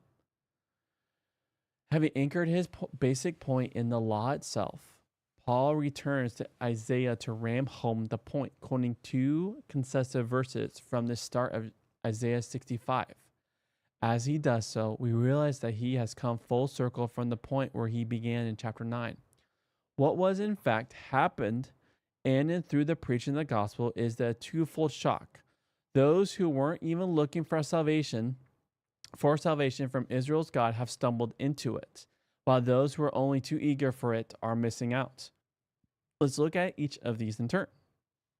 Gentiles had not been sitting around asking the kinds of questions to which Israel's traditions and the gospel itself were the answers. The gospel burst on them unawares, like someone announcing the end of a long and bitter war to people who hadn't even heard it was going on. The power of the message of the gospel itself had made the link between the salvation which fulfilled God's promises to Israel and the thoughts and aspirations of the Gentile people. They too belong in the one creation of the one God, and what God had done for Israel had immediate implications for the whole world. Thus, like the extra guests in another of Jesus' parables, they found themselves enjoying a banquet they hadn't even known was being prepared. Meanwhile, Israel, the original invited guests, had made their lame excuses and shambled off about their own business. Indeed, as Paul discovered often during his work, not infrequently the very fact of Gentiles, oppressors and idolaters as the Jews saw them. Following Jesus made Jewish people all the more determined not to believe the news that he was, after all, their own Messiah. How could he be, if all these unclean pagans were being allowed into his company without even getting circumcised to show that they were turning away from their idolatry and wicked practices? This had been Paul's own position, of course, prior to his experience on the Damascus Road, but he saw it now as simply the fulfillment of yet another strange, haunting prophecy. Fancying being the chosen people of the one Creator God, and yet turning their back when he came calling and stretching out his hand to offer you the very thing you've been waiting for all along.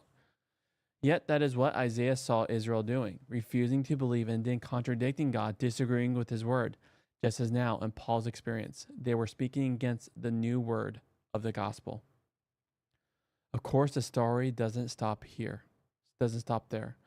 Paul has set up the problem in the starkest terms, ready for the next chapter in which he will tackle it from a fresh angle. But we do well to stop and ponder the strange path by which the gospel first made its way into the world, humbling the proud and lifting up the lowly. Is that what happens with the preaching of the gospel today? If not, why not? All right, friend, we can start.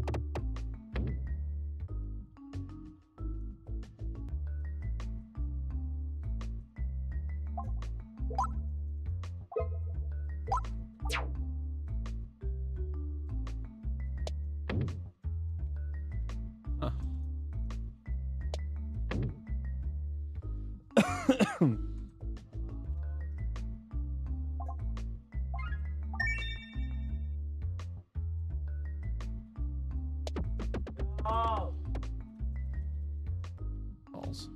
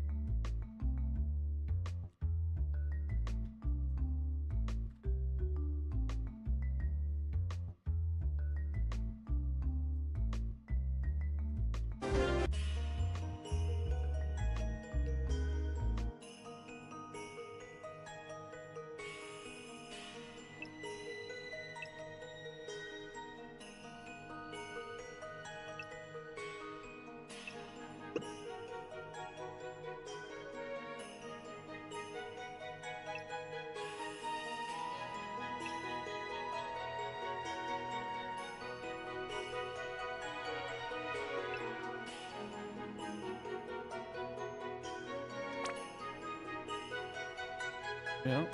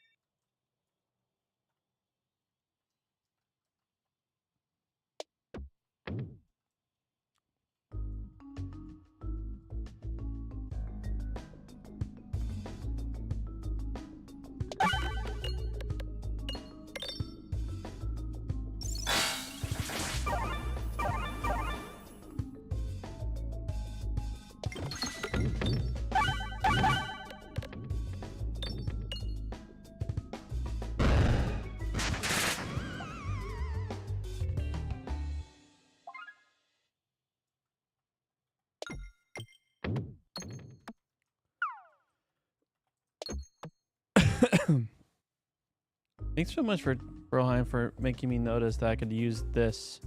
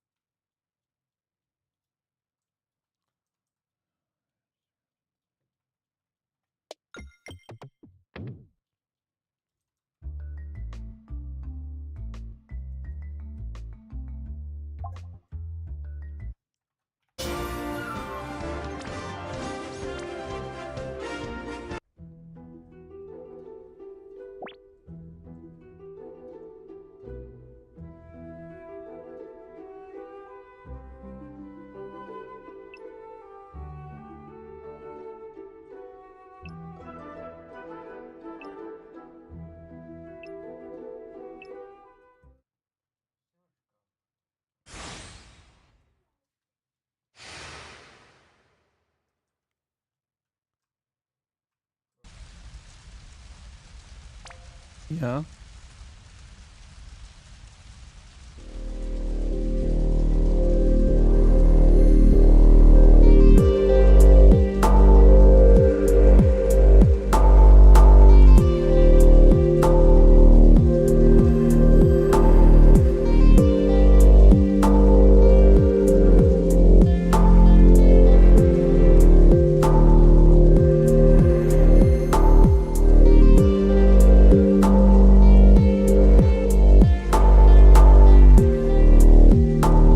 Have a wiki.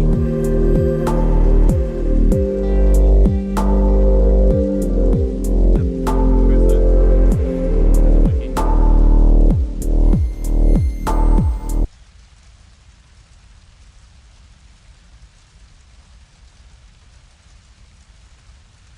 That's right. Don't go like that. Or a full third person. You have to be where you absolutely can't see it.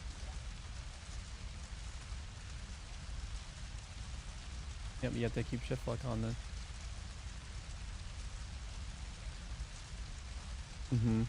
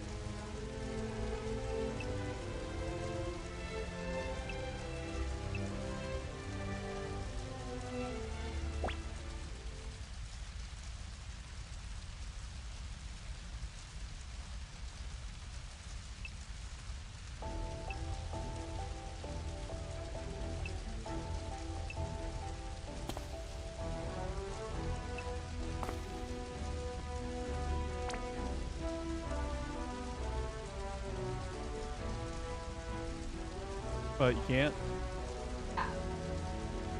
You have to, well, you just don't have the ammo. Right? Oh, yeah, there you go.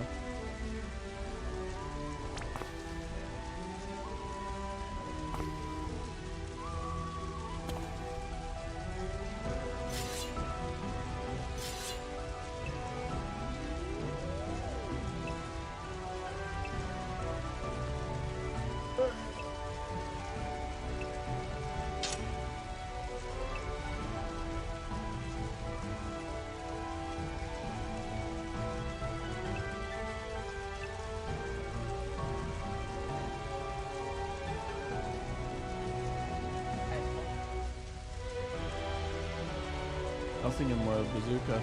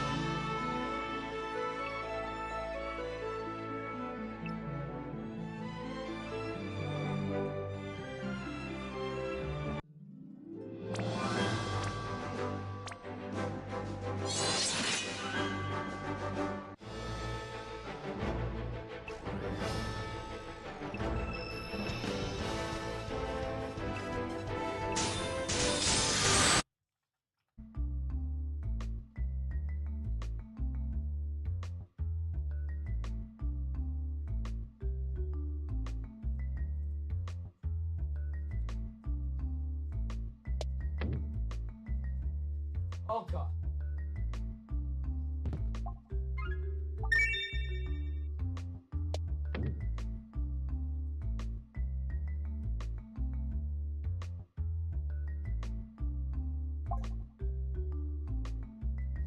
Yeah.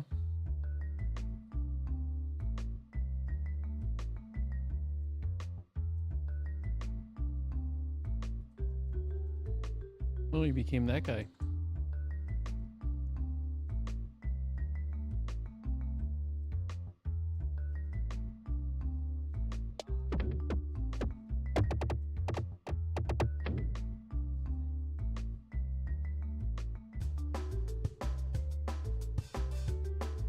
Ay, ay.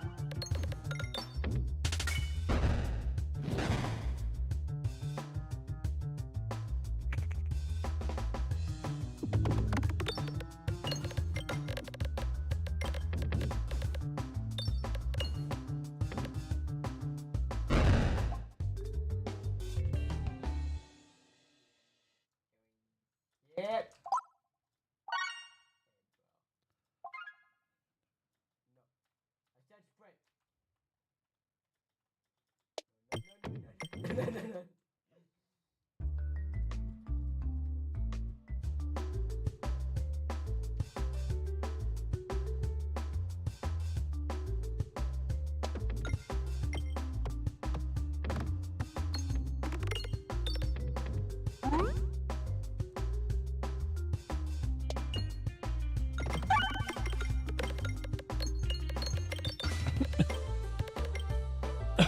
No.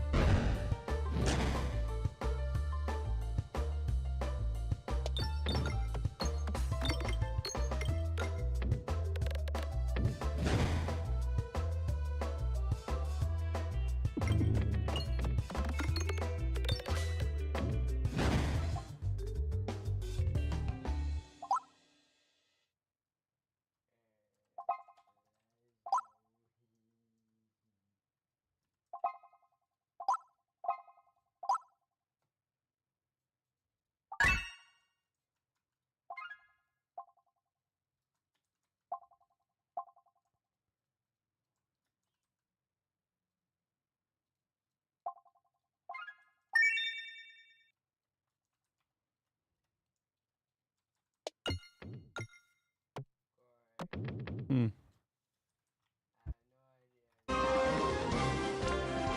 Is it in game?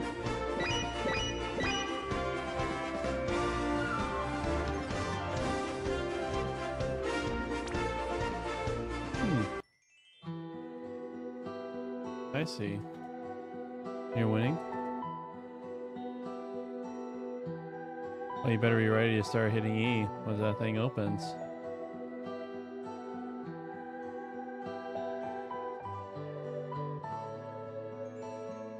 Did you get it? Thomas.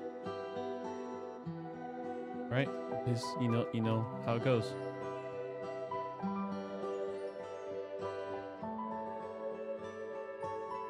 It's a fancy. Yep.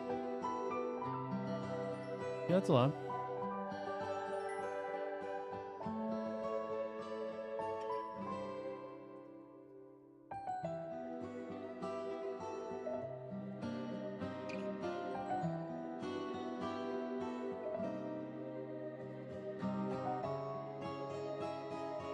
Mm-hmm.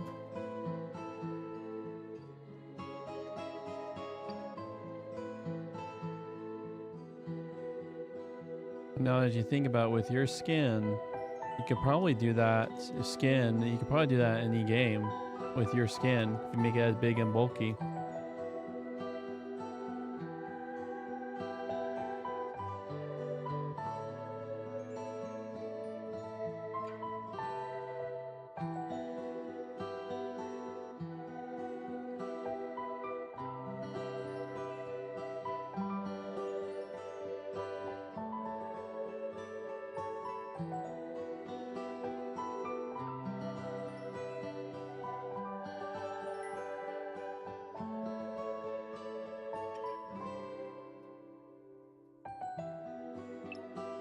True.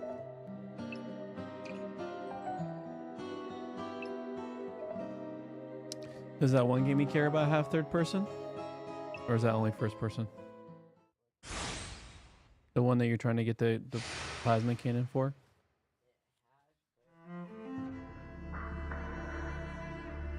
It's either all the way or all the way forward.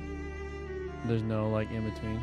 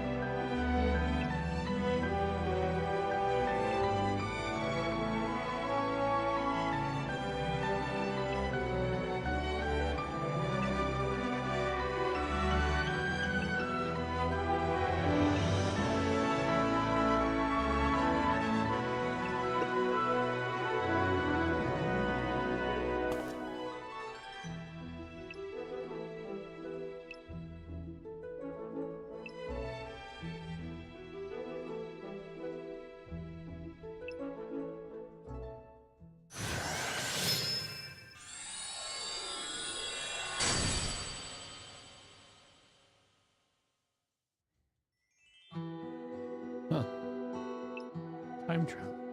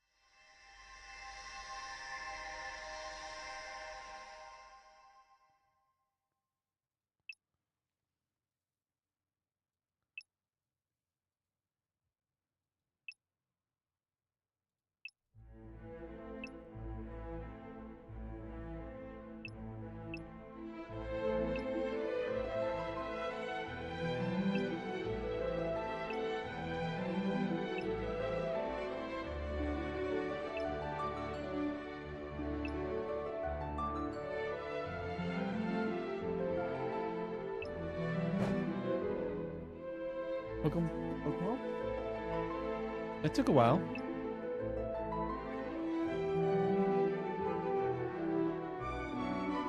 Oh. It said something.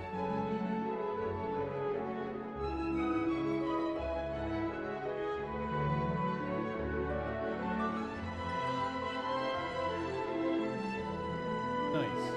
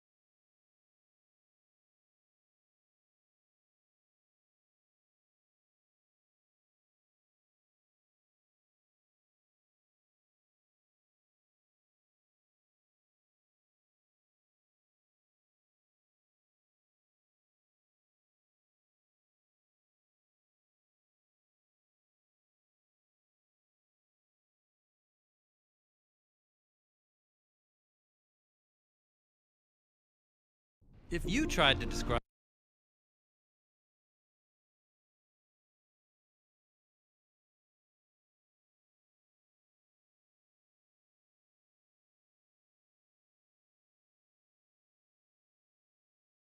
If you tried to describe what God is like, it could be difficult or daunting.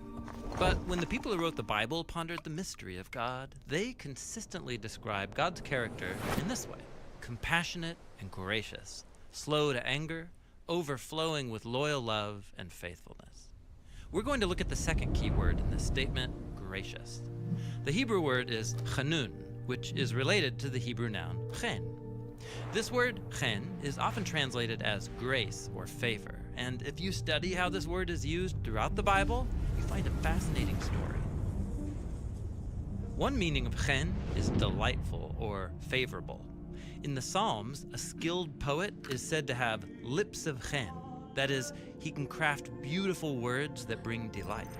Or a dazzling piece of jewelry is an ornament of chen. It attracts attention and favor. This is why chen is often the word used to describe a gift given with delight or favor. In these cases, chen could be translated as grace. Like in the story of Esther, who approaches the king of Persia to ask that she and her people be spared from death. She calls this a request for chen. And because the king delights in Esther, he favors her and grants her wish. So, giving a gift of favor is chen because it's motivated by delight. And the most extreme kind of chen is showing favor to someone who should get what they deserve, not a generous gift. Like Jacob, who cheated his brother Esau, ran away, and then after 20 years wants to come back and make things right. So he comes to Esau asking, "May I find chen in your eyes?" Jacob isn't asking for what is fair, but for favor. And surprisingly, that's what Esau gives him. He chooses to delight in his brother Jacob and show him grace that he doesn't deserve. Now, chen requires a generous spirit, which people sometimes have. But in the Bible, the one who shows more chen than anyone else is God. Like when God rescued the Israelites out of slavery in Egypt, and they quickly betray him by giving their allegiance to a golden idol as their God. But then, Moses steps in and asks God to consider giving a gift that they don't deserve. And God says yes, by showing the ultimate act of chen, forgiveness and a promise to be with these people. This character trait of God is so reliable that over 40 times in the book of Psalms, people cry out for God's chen when they're sick or in danger, or when the Israelites are in exile. And the biblical prophets like Isaiah looked back to God's chen in the past and boldly declared that God will one day show chen to his people by delivering them and all creation from death and ruin. Now, when we turn to the authors of the New Testament, they describe God's chen with the Greek word charis, which means gracious gift. Like when we're introduced to Jesus in the Gospel of John, we're told that Jesus is God's glorious charis become human, sent into a world of people trapped in darkness and death. Because according to the Apostle Paul, we're like the living dead. God has handed humanity over to the destructive consequences of our selfish decisions. But, Paul says, God is rich in mercy, and by his charis, he's rescued us. He's talking about how Jesus' life, death, and resurrection are offered to us as a generous gift of life that is more powerful than death. And as with any gift, all one has to do is receive it.